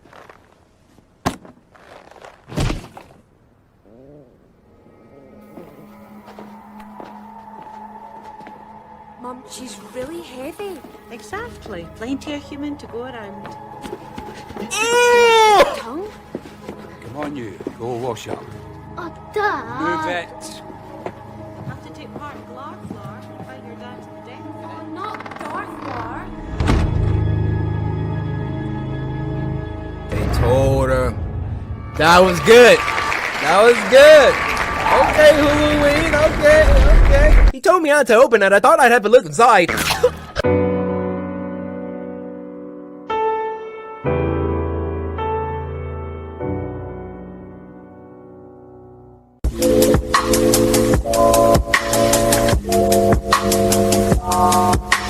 Aria. Bro, if it's 2 games y'all will not let go, it's Aria and At Dead of Night. I'm still getting people ask me to finish those games. Tell you what. Hey, Ruby, how did you even find that video?